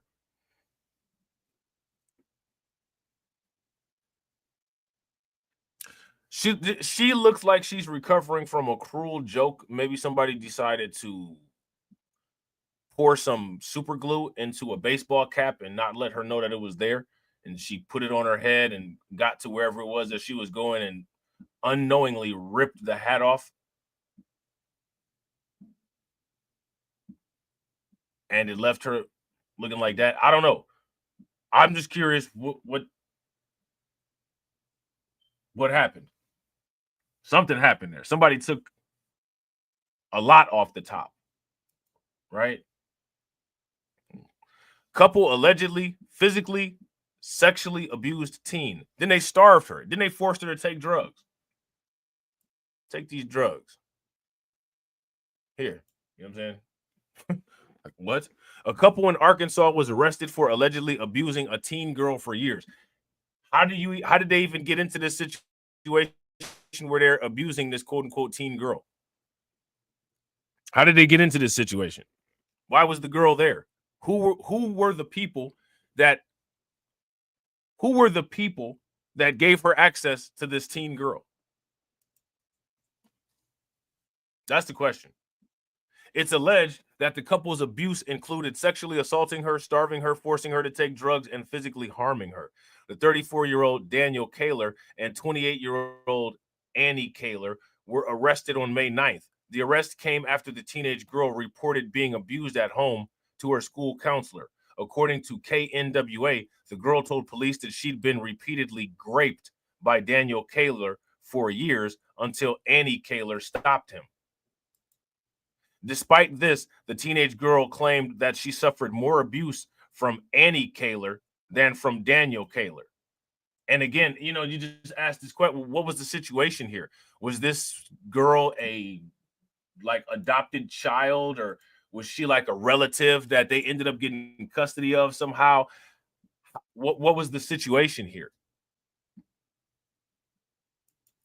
Annie Kaler also allegedly forced the girl to take multiple illegal drugs, including fentanyl, cocaine, methadone, and methamphetamine. The girl said she was forced to snort drugs at least 4 times, according to KSFM. Let me see what they got over here.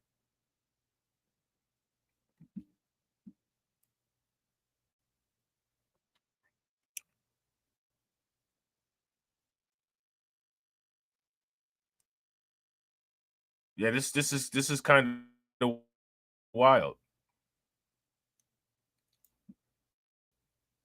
Now, you know, we got to ask the question that we always ask: how many people heard about this particular situation?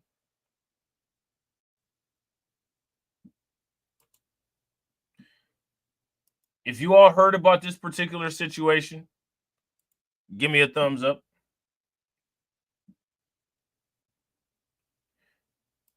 If you've never heard about this particular situation, give me a thumbs down.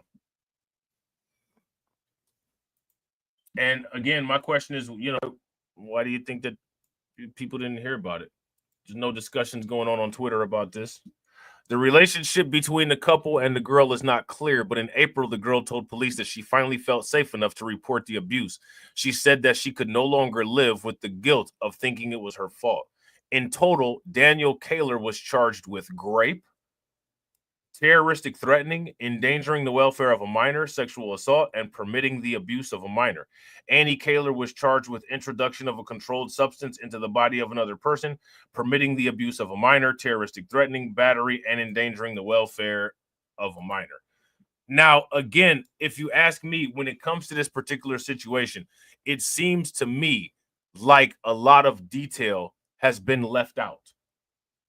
Right? Now, I'm curious, what details do you all notice kind of escaped this story? And you know, maybe let's just give the benefit of the doubt. Let's just say that they don't have all the information. Right? Let's just say that they don't have all the information. What information would you all like that was not in here? How curious, right? How curious are you all about this particular information? Do you all feel that this story has left out important details? Maybe the details aren't there. There's a possibility that the details aren't there, right?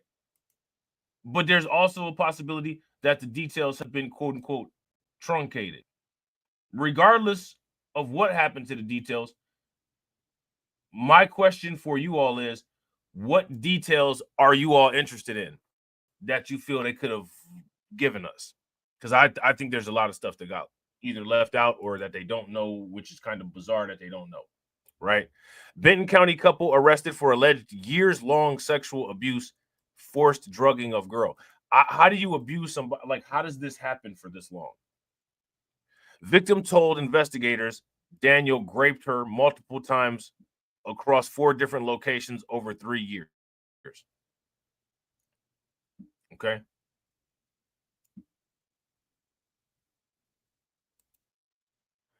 A Benton County couple has been arrested after alleged long-term abuse of a girl that included grapes, physical abuse, and forcing her to take illegal substances over the course of 3 years. An arrest warrant was issued for Daniel, 31, and Annie Kaler, 29, on May 9th after the Bentonville Police Department filed a probable cause affidavit covering the investigation. Their charges include, and so we know about these charges: Daniel Kaler, rape, terroristic, threatening, endangering the welfare of a minor, first degree, sexual assault, second degree, permitting abuse of a minor. And again, we know that this person was clearly in the house of and clearly in custody of, right? But again, who was this person? Was this somebody that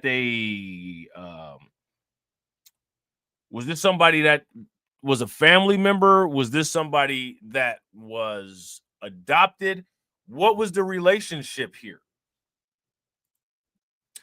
Annie Kaler was charged with introduction of controlled substance into the body of another person, permitting the abuse of a minor, terroristic, threatening, first degree, battery, second degree, endangering the welfare of a minor. According to the probable cause affidavit, Daniel first raped the victim in August of 2020 and continued to rape her for 3 years in multiple locations throughout the area. Those locations were redacted in the report. So why the redaction? Annie allegedly walked in during one of the rapes and Daniel yelled at her to get out. The next day, as the two talked about it, Daniel reportedly said he would delete Annie if she reported the crime. This statement made by Daniel scared the victim, and this is why she never told anyone what was happening to her until now, the document said. And again, I don't understand why she was there. The second time Ann allegedly caught Daniel raping the victim was in March of 2023, when the victim began yelling for help after Daniel dragged the girl by her hair and raped her in the living room. Annie allegedly went into the living room and grabbed the victim and ran outside. This was the last time Daniel raped the victim, according to the affidavit. The victim told investigators that Daniel raped her multiple times across 4 different locations over 3 years. In several instances, she described yelling no and begging Daniel to stop. During this time, the victim said she was also physically abused and forced to take illegal drugs and denied food and water. Now, let me ask you guys this. Do you all think that they tried to force the drugs on her to maybe have her not remember the details of the atrocious acts that were being done against her? If you guys think that that's a possibility, give me a thumbs up. If you don't think that that's why this happened, then give me a thumbs down and let me know what you think the motive of the forced druggings was. Okay. Daniel and Ann are accused of repeated physical abuse, including pushing the victim into walls, punching, kicking, and denying medical care when the victim was injured. According to the affidavit, the victim mentioned a time when Ann stabbed her in the neck with a fork because the victim didn't, quote unquote, do the dishes correctly. And then she said, I hope you are no longer here. I hope the, quote unquote, stabbing is successful, quote unquote. So again, I think that they're not telling us the relationship between this girl and these people. And I think that the relationship is important for us to know what we need to know in order to come to our conclusions about this unfortunate story, right? The investigators say the victim detailed a time when she broke her leg and Ann and Daniel refused to bring her to the hospital. She was also allegedly forced to sleep in the bathroom and never had her own bedroom. She told investigators she slept in the bathtub without a pillow or blanket and was only allowed 1 Pop-Tart and 1 glass of water per week. That's wild. Investigators also alleged that the victim was exposed to drugs by Daniel and Ann.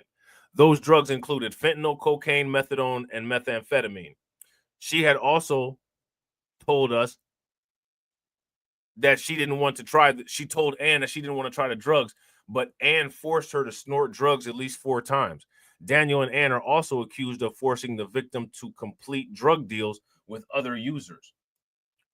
When asked why the victim felt the need to report the abuse now, she said she couldn't live with the guilt, thinking it was her fault anymore, the affidavit said. She said she felt safe and knew that she was around people who would protect her now. She reportedly told her school counselor, who then called the resource officer at school, who made the report in April of 2025. This is terrible.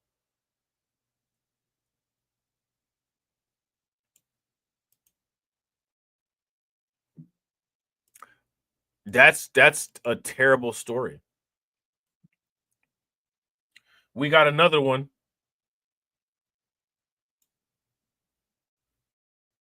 We got another person that couldn't keep their hands off their students. Now, you know, again, what's up with this?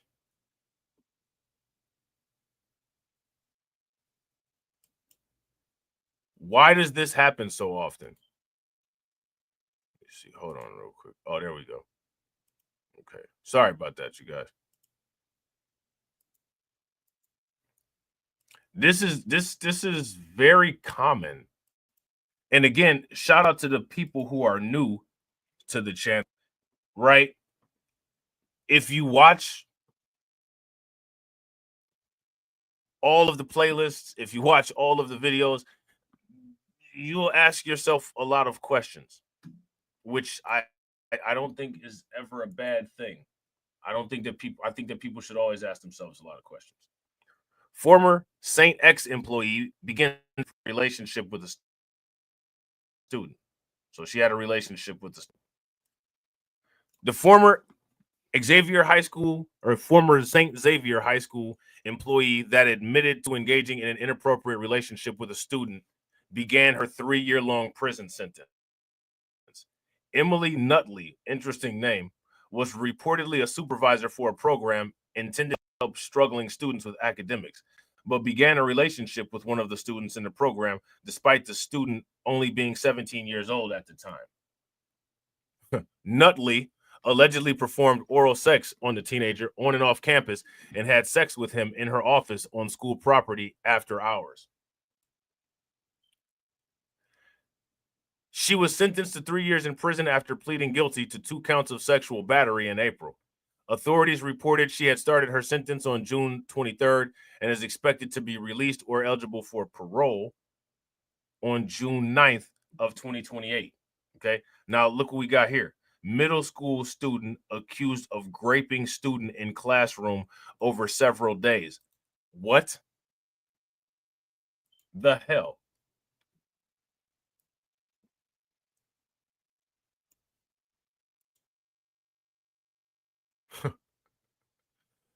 It like what the hell?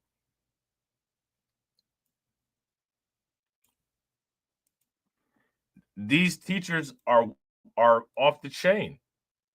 Now, listen, if you watch certain content on YouTube, you know, it's fascinating.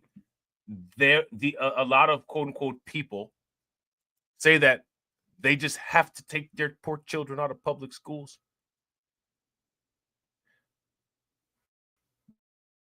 And the only reason why they take their children out of public schools is because they're around certain people. But they never take their children out of public schools because the teachers are screwing them. That's never something that any of these people are outraged about. So if you ask me, the fact that these people are not outraged about this is a statement saying they don't really mind this. This is not a high priority. And I think that that's just bizarre. Because if you ask me, all threats against your children should have equal priority. But the threat that you see most commonly talked about are political or racial motivations of people not wanting to have their children in certain schools, while they stay silent about the teachers doing inappropriate things to the people at those schools. So, you know, if we just ignore it, we can kind of pretend that this stuff doesn't happen. It's like a form of therapy. right? A Florida middle school teacher faces charges after allegedly graping a middle school student in her classroom. Sarah, is this Jackass or Sarah Jackass, 32, was arrested by the Orange County Sheriff's Office on Monday and charged with multiple counts of lewd or lascivious battery, lewd or lascivious molestation, and statutory grape by an authority figure, according to WESH. The alleged victim, now 16, reported to deputies on June 10th that Jackass had sexually abused him in 2023 when he was 14. The student began eating lunch in Jackass's classroom at the start of the 2022-2023 school year due to quote-unquote difficulties fitting in, according to Wesh. Looked like he didn't have any trouble fitting in her, right? Per People, the affidavit for arrest warrant details that the relationship between Jackass and the student grew closer during these lunches and eventually led to alleged molestation. So she started to like him so much that she started to do illegal stuff to him. I don't know how much sense that makes.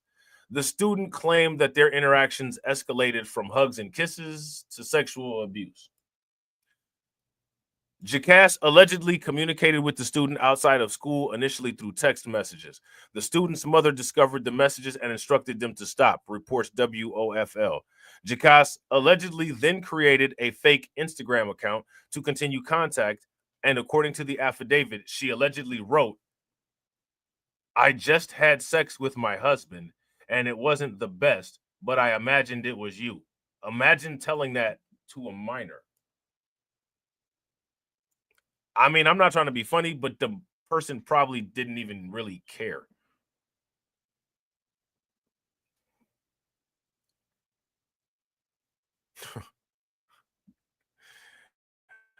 Right? Let me ask you guys this question. How many of you all think that anyone cared about this particular comment? If you guys think that this comment could have stayed where it was at and that literally no one cared, give me a thumbs up. If you guys think that this was necessary and that attention needed to be brought to this and that this woman did everybody a favor by giving us updates, then give me a thumbs down. The student alleged that Jackass covered her classroom windows with curtains and they had sexual relations. Jackass was allegedly directing the victim on how to have sexual intercourse with her, per WOFL. The victim said, that, and look at this, aggressive, right? She was telling him what to do. You can only imagine what those instructions entailed, right? The victim said the sexual intercourse repeated for the next 3 to 4 days. They was getting it in. Jackass was released from the Orange County detention facility on June 25 after posting bail. The principal of Corner Lake Middle School informed families of the ongoing investigation by law enforcement and the district's Office of Professional Standards, assuring that Jackass will not return to campus pending the investigation's outcome. WOFL published the following message, and then they put that message down there at the bottom. Okay. Now look at this. Look at this. Kentucky mother bashed 6-year-old head with a hammer. Told son, "Let me finish her." Are you serious?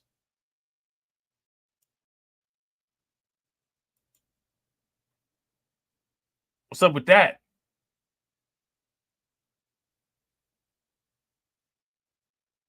Look at this.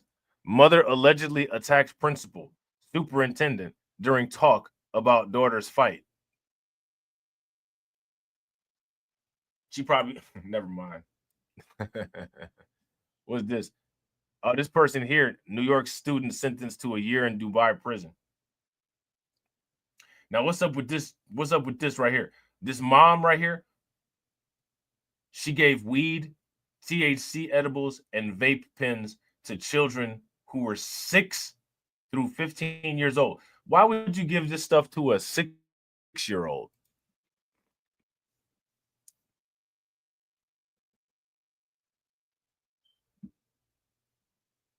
Somebody help me out with that. Why would you give this stuff to a 6-year-old?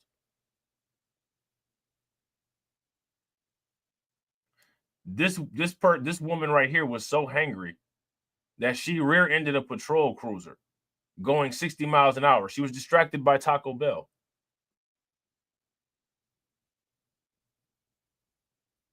Like, you can't make this up.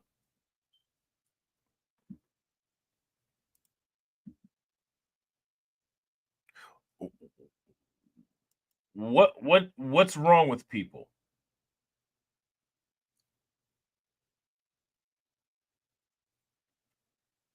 I don't understand. I can't. I just can't.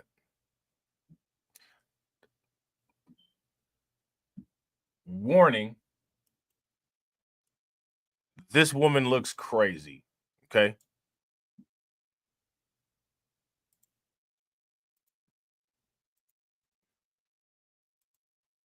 Are you guys ready? No, they didn't have to do no picture like this, but they did it anyway. Really?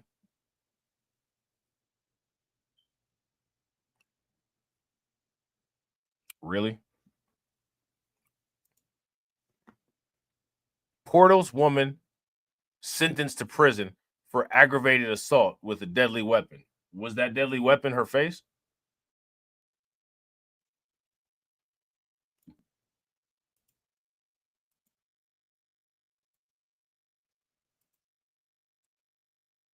I would not have a problem with it if they sentenced her for assaulting somebody with her face, because that absolutely looks like a deadly weapon. Magnolia Prince, who is 43, was sentenced Wednesday to 2.5 years in the New Mexico Department of Corrections, with 1 year suspended for supervised probation, according to the 9th Judicial District Attorney's Office. The conviction stems from an incident that happened on April 11th of 2024, when Porto's police responded to a report of a disturbance in the 800 block of East Canadian Street. According to a press release from the DA's office, officers spoke to the reporting party, who said Prince tried to hit her with a red truck while she was walking. Officials said multiple eyewitnesses corroborated this account, reporting that a red truck driven by Prince veered toward the victim, almost striking her and a parked vehicle. Officers located Prince's vehicle in an alley near First Street and detained her at the scene. Prince claimed a male passenger had grabbed the steering wheel, causing the vehicle to veer. Officials said her account was inconsistent with witness statements. The case proceeded to trial before Judge Donna J. Mower and was presented to a jury on April 15th of 2025. After hearing the evidence, the jury found Prince guilty of aggravated assault with a deadly weapon. Prince will serve 1.5 years in custody. Now, she tried to take somebody out in a vehicle. This is disgusting.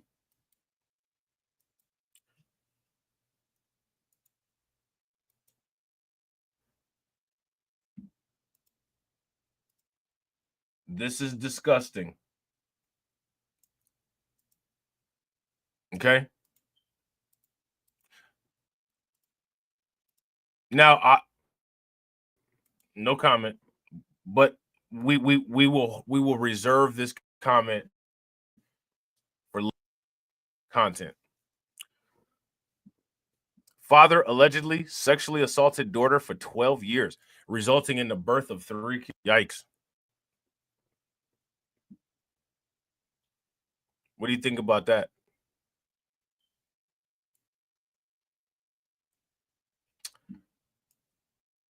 I try not to think about stuff like that. This father is facing 152 charges, including 149 counts of incest, after allegedly sexually abusing his daughter for over a decade, leading to the birth of 3 children. Literally no one's outraged. Kenneth Ray Cook, who is 44, allegedly began the abuse in 2012 when his daughter was 9 years old and continued until she was 21, according to court documents that People reported. Cook was initially charged in April with sexual abuse, sexual assault, child neglect, and 3 counts of incest. He was indicted on June 3rd based on the testimony of a deputy and now faces additional charges, with the most recent dated July of 2024.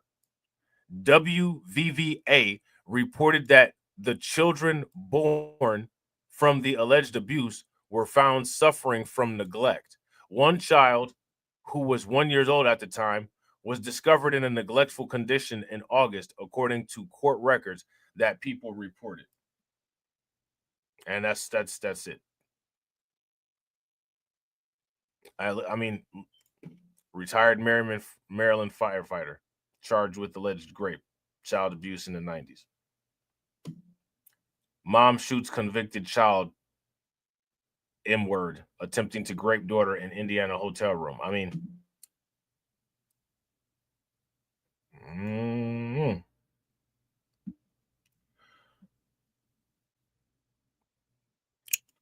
that's a wild headline.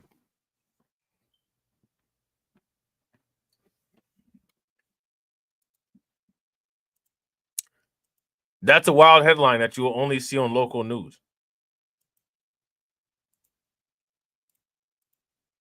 And I'm just curious as to, like, you know, why you only see it on local news. You don't see a lot of YouTubers making content about it.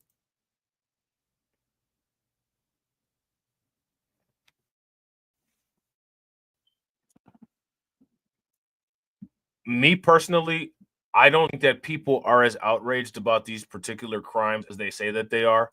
I believe that people pick and choose stories and manipulate information to fit certain narratives. And we can show here is that anybody can do that. It's not anything profound.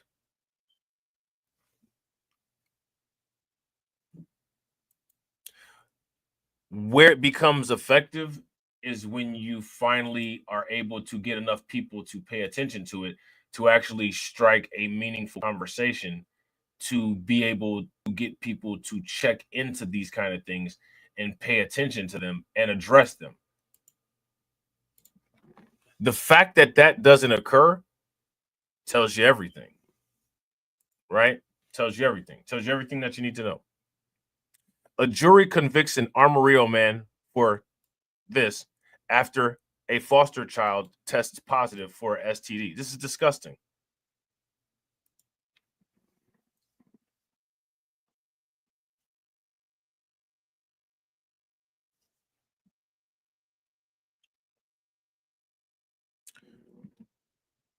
If you guys agree this is disgusting, give me a thumbs up. If you disagree and you don't think that this is disgusting, give me a thumbs down. An Armorio man has been sentenced to 25 years in prison for aggravated sexual assault of a child after the victim tested positive for an STD. The Armorio Police Department began investigating Enrique Ilazdel in January of 2020 after a 3-year-old foster child showed signs of a sexually transmitted disease. This person. I mean, there should be a different level of punishment that people receive when they do these kind of things to a child.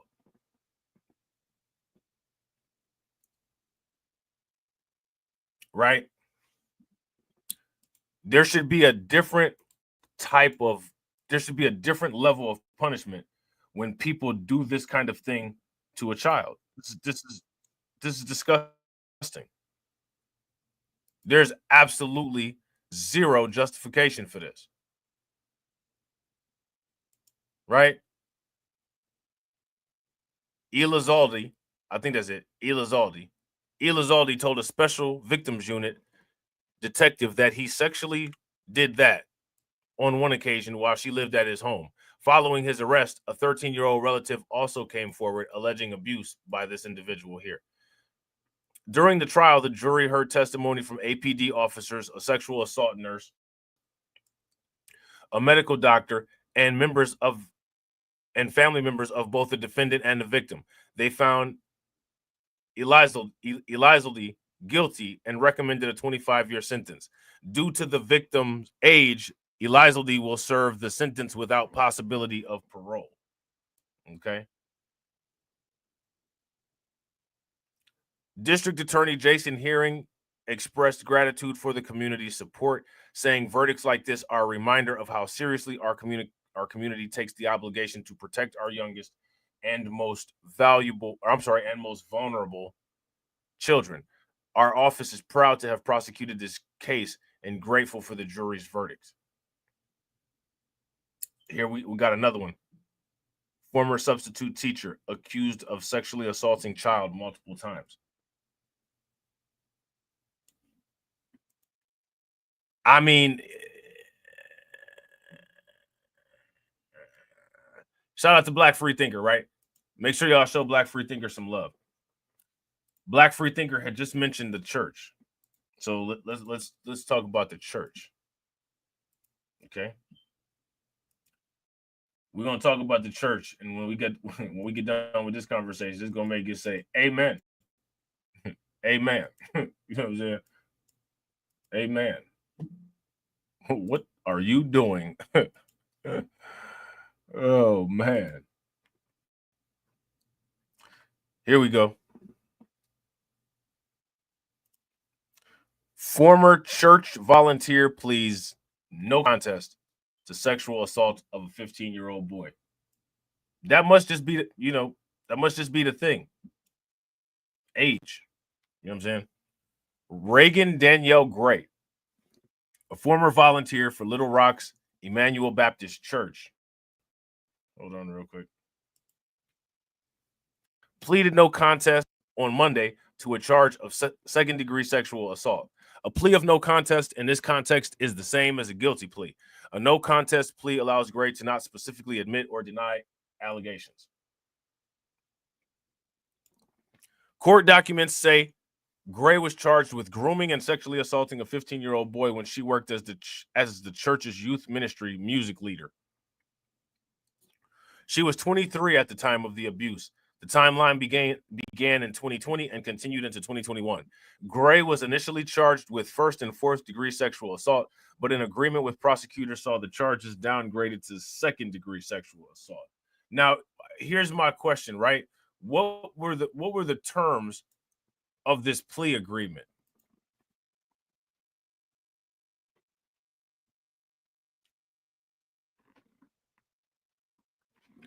What do you all think the terms of this plea agreement were? She has been sentenced to 6 years of probation, a $1,000 fine, and has been placed on the sex offender registry. She was also required to submit a DNA sample in order to have no contact with the victim. So there's that no contest plea right there. According to court documents, the victim's parents discovered a series of highly inappropriate texts and Snapchat messages between Gray and their child, which they reported to the church's leadership, she was part of the church's leadership. I would have not reported that to the church's leadership and went directly to law enforcement. What do you guys think? Court documents also state that Gray sexually assaulted the victim multiple times. Gray was removed from the youth ministry and was told to undergo counseling. After a short period of time, Gray was allowed to return to the church. Why? Oh, because we forgive. According to evidence presented in the trial, Emmanuel Baptist Church follows a procedure when an allegation of abuse or violent crime is brought forward against a volunteer.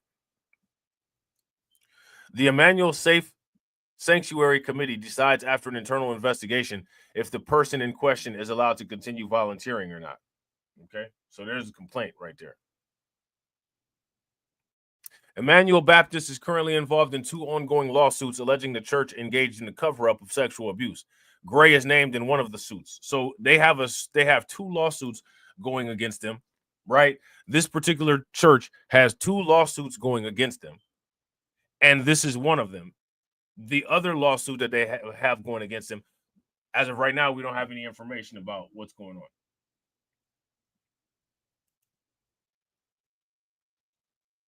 In the other suit, Assistant Children's Minister Patrick Stephen Miller is accused of criminal sexual assault on Emmanuel's grounds, as well as grooming daughters of several deacons.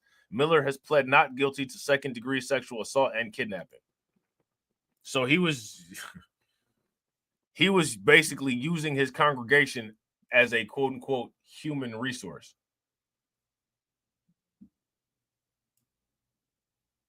What's going on with these people when they're having these issues with Tesla cars? I almost want to get a Tesla car just for somebody to like come mess with my Tesla. Like I actually do want the smoke. I want the smoke. Come mess with my Tesla. Right? Because people's Teslas, I don't know what's going on with the Teslas. What's the why are people committing quote unquote hate crimes against Teslas? You know what I'm saying?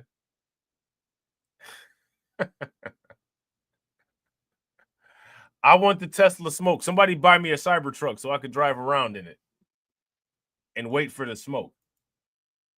Bring the smoke here. I want the Tesla smoke.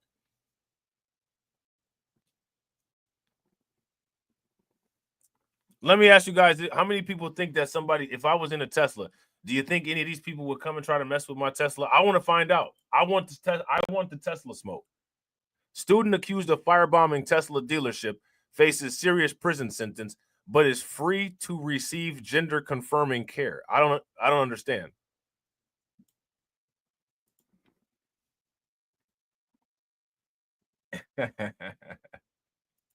Shout out to Black Free Thinker. Black Free Thinker said, okay, Street Prophet Rob wanting the smoke. I want the smoke for investigative purposes. I want to pull up and be like, are these the people that supposedly don't like Teslas? Do you see what I'm sitting here parked in? I'm just saying. What now? I just want to go up and ask somebody that. What are you going to do? I'm sitting here in a Tesla. What exactly are you going to do about it? You know what I'm saying? The college student accused of firebombing a Tesla dealership in Kansas City faces up to 30 years in prison if convicted on all charges. So this person that firebombed this Tesla dealership, they're going to possibly get more jail time than the people who had done all those horrendous crimes against children. So that really shows you where the priorities are. Right? Owen McIntyre, who has been released to receive gender-affirming care, allegedly hurled a Molotov cocktail at a Tesla dealership, blowing up 2 cars and causing hundreds of thousands of dollars in damage in March, officials said. The 19-year-old University of Boston student has pleaded not guilty to malicious destruction of property and unlawful possession of an unregistered destructive device. He faces up to 30 years if convicted on all counts. And this is according to the Kansas City Star. His case was elevated to the Department of Justice National Security Division, which is typically focused on terrorism and espionage, after Attorney General Pam Bondi labeled the incidents a case of quote-unquote domestic terrorism. Now, you know,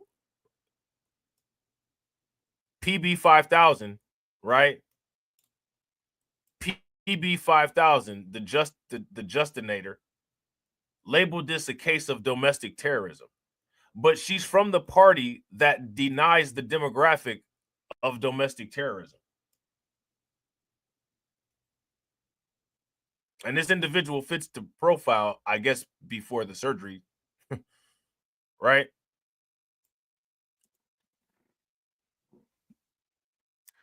So I just want you to understand that. And then ask yourself, why don't people have open discussions about that?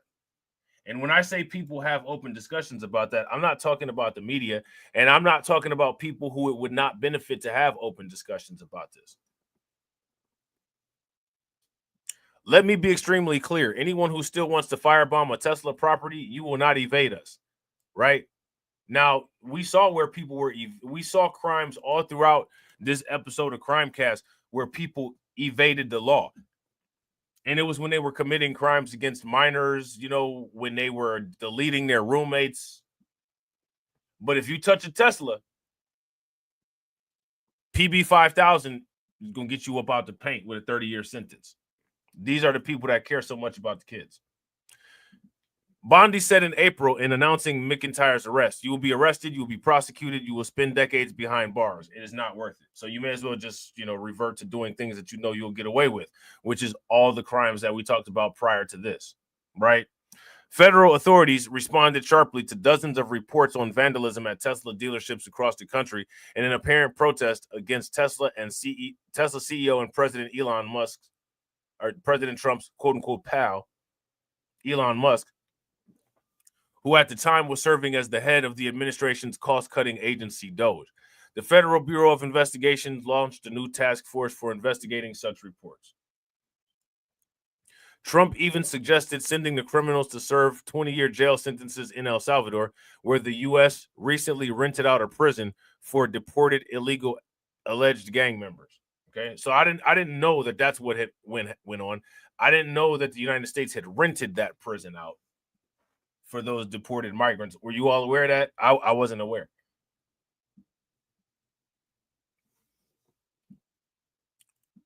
I thought that they were just sending the people there. Bacal probably made them rent that out and pay for the rental in Bitcoin. The United States will never get 1 million Bitcoin ever unless they decide to do a Bitcoin seizure, like they probably will, in order to get to their 1 million Bitcoin. But the United States is never going to get to 1 million Bitcoin, especially if doing stuff like this. But they'll be happy to steal the citizens' Bitcoin the same way they stole the gold. How many people remember when the United States did the gold seizure? If you guys remember when the United States did the gold seizure, give me a thumbs up. If they didn't, if you don't remember that, give me a thumbs down. The United States would do anything. You know what I'm saying?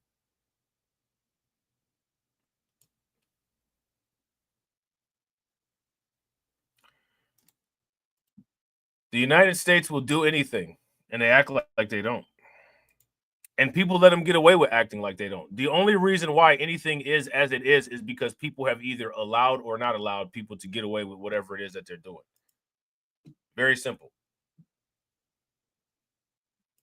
Wisconsin man gets 35 years for deleting family and deleting sister over dirty dishes. That's kind of harsh. He was out here on his Judge Dredd bag.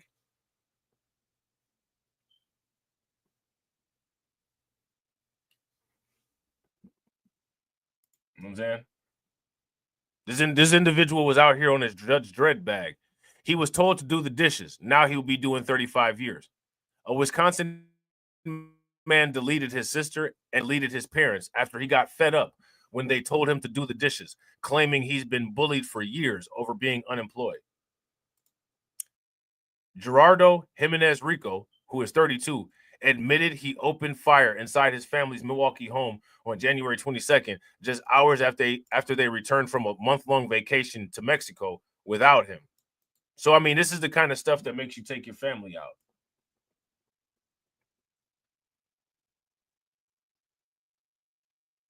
He shot his sister.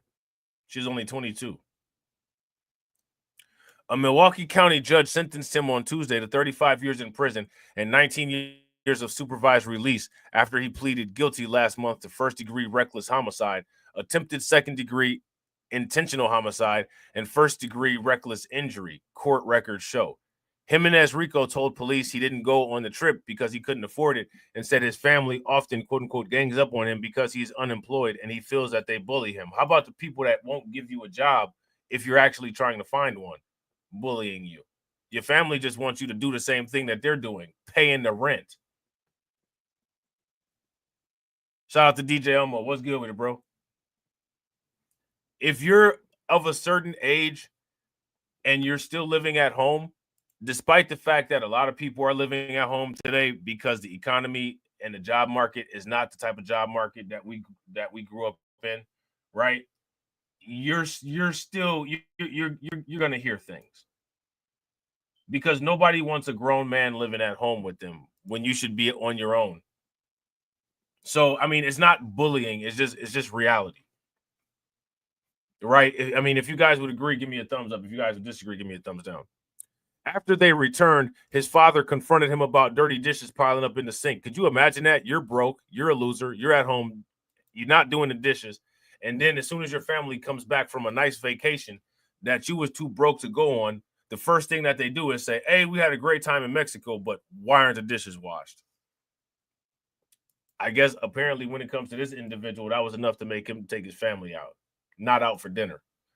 Jimenez Rico said the plumbing was backed up, but the fight escalated when his father told him to move out, and his sister, Jocelyn, chimed in to agree.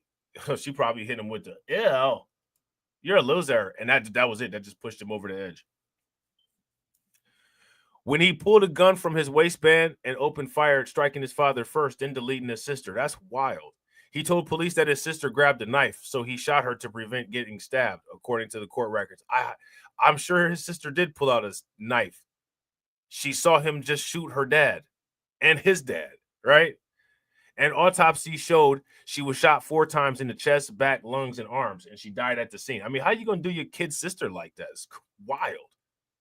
You know what I'm saying? I mean, you know, I never had any sisters growing up. I'm sure everybody who has sisters, they always say that it's an interesting experience, but I don't think most people want to delete their sister. And this ain't nothing like this isn't anything extra. Like she didn't do anything overly unsister-like. You know what I'm saying? Jimenez Rico also shot his mother as she entered the room, later telling the investigators he did not intend to and could not explain why. Both parents survived the attack and were hospitalized with gunshot wounds. Hours later, Jimenez Rico walked into a Milwaukee police station and confessed. Jocelyn was remembered in her obituary as a devoted mother, daughter, and fiance. She leaves behind a 3-year-old daughter, Melanie, who was her entire world. Jocelyn had dreams of becoming a nurse, her family wrote. I don't know, like all of these, never mind. I'm not going there. Rest in peace to the young lady, right? I'm not about to go there. That's sad situation is all I can say on that. Sad situation. Now, you know, it's interesting. The New York Post didn't report that the way that they report, quote unquote, other crimes. Did you notice that? Well, the reason why is because that's what the New York Post is in business for.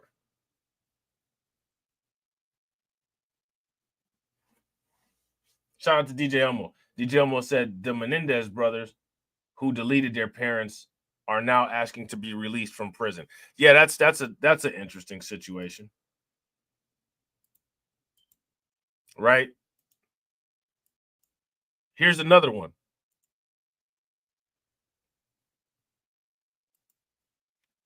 Enraged Wisconsin motorist caught on video, quote unquote, thrashing idiot driver with stick in road rage rampage. This happens so little that there's no catchy terminology for it.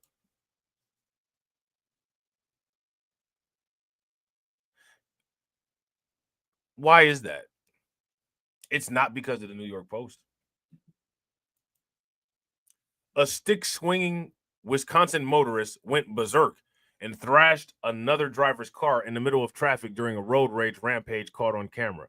The explosive footage captured the blood-soaked driver, identified as Mike Chaltry, storming out of his car and violently smashing the windows of a white Nissan behind him with a stick on a busy downtown Milwaukee freeway Tuesday afternoon. The Nissan quickly backed up during the chaotic attack, then lunged forward, nearly pinning the frenzied man against another car before attempting to speed off, the dramatic video showed. Yo, that's wild. What? What the heck?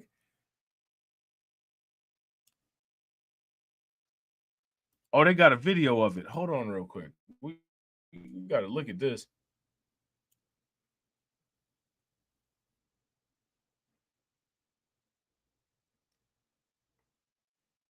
Hold on real quick.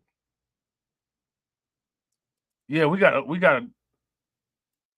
look at this. So here's the video.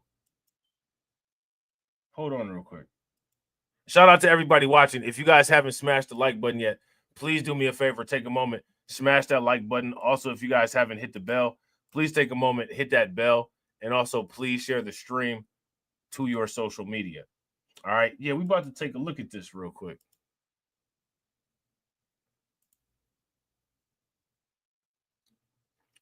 Hold on. Give me 1 second. Let me see something.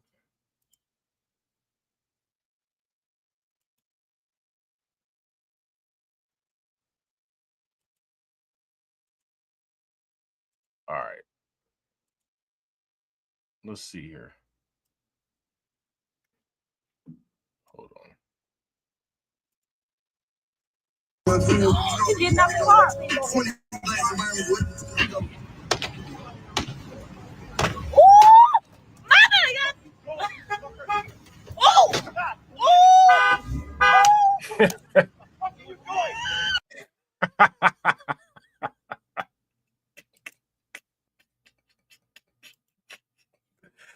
Hey, man, what the hell? Getting out the car.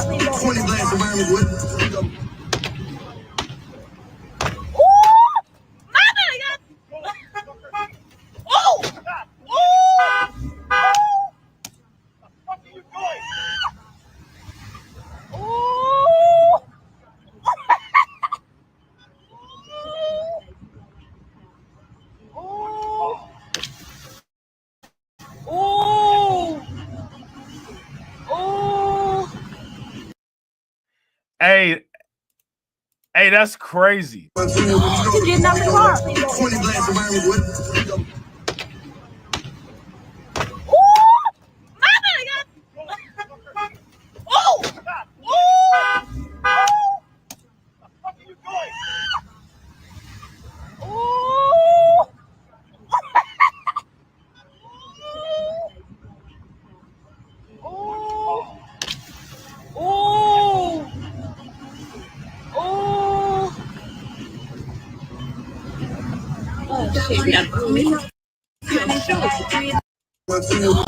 Hey, that's wild.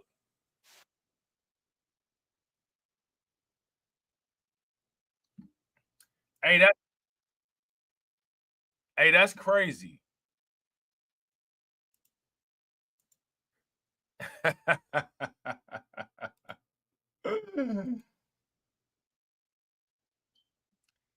Hey, that's wild. Now again, the terms of the discussion, it's not really discussed. It's not really discussed. That's a lot right there. I don't think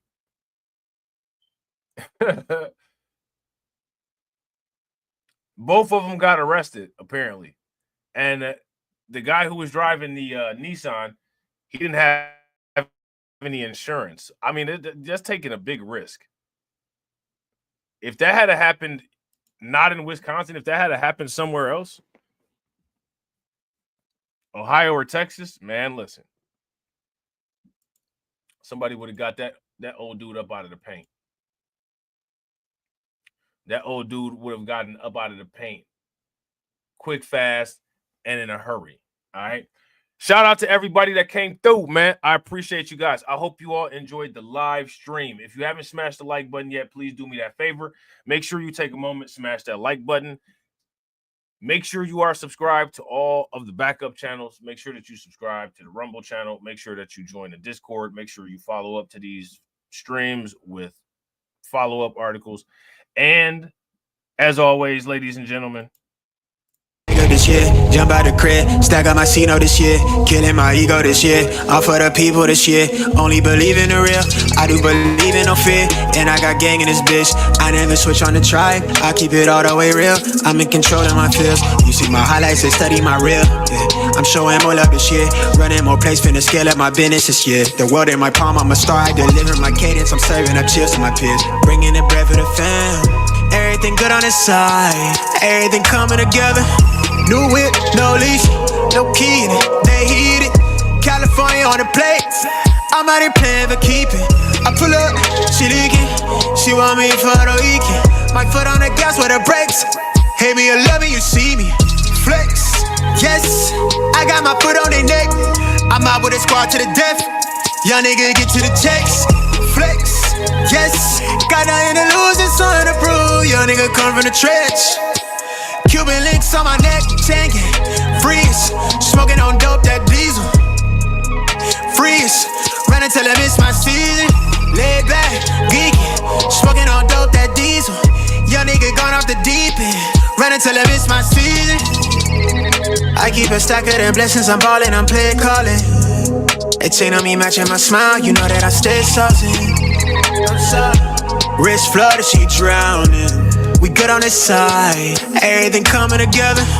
New whip, no lease, no key in it, they heat it.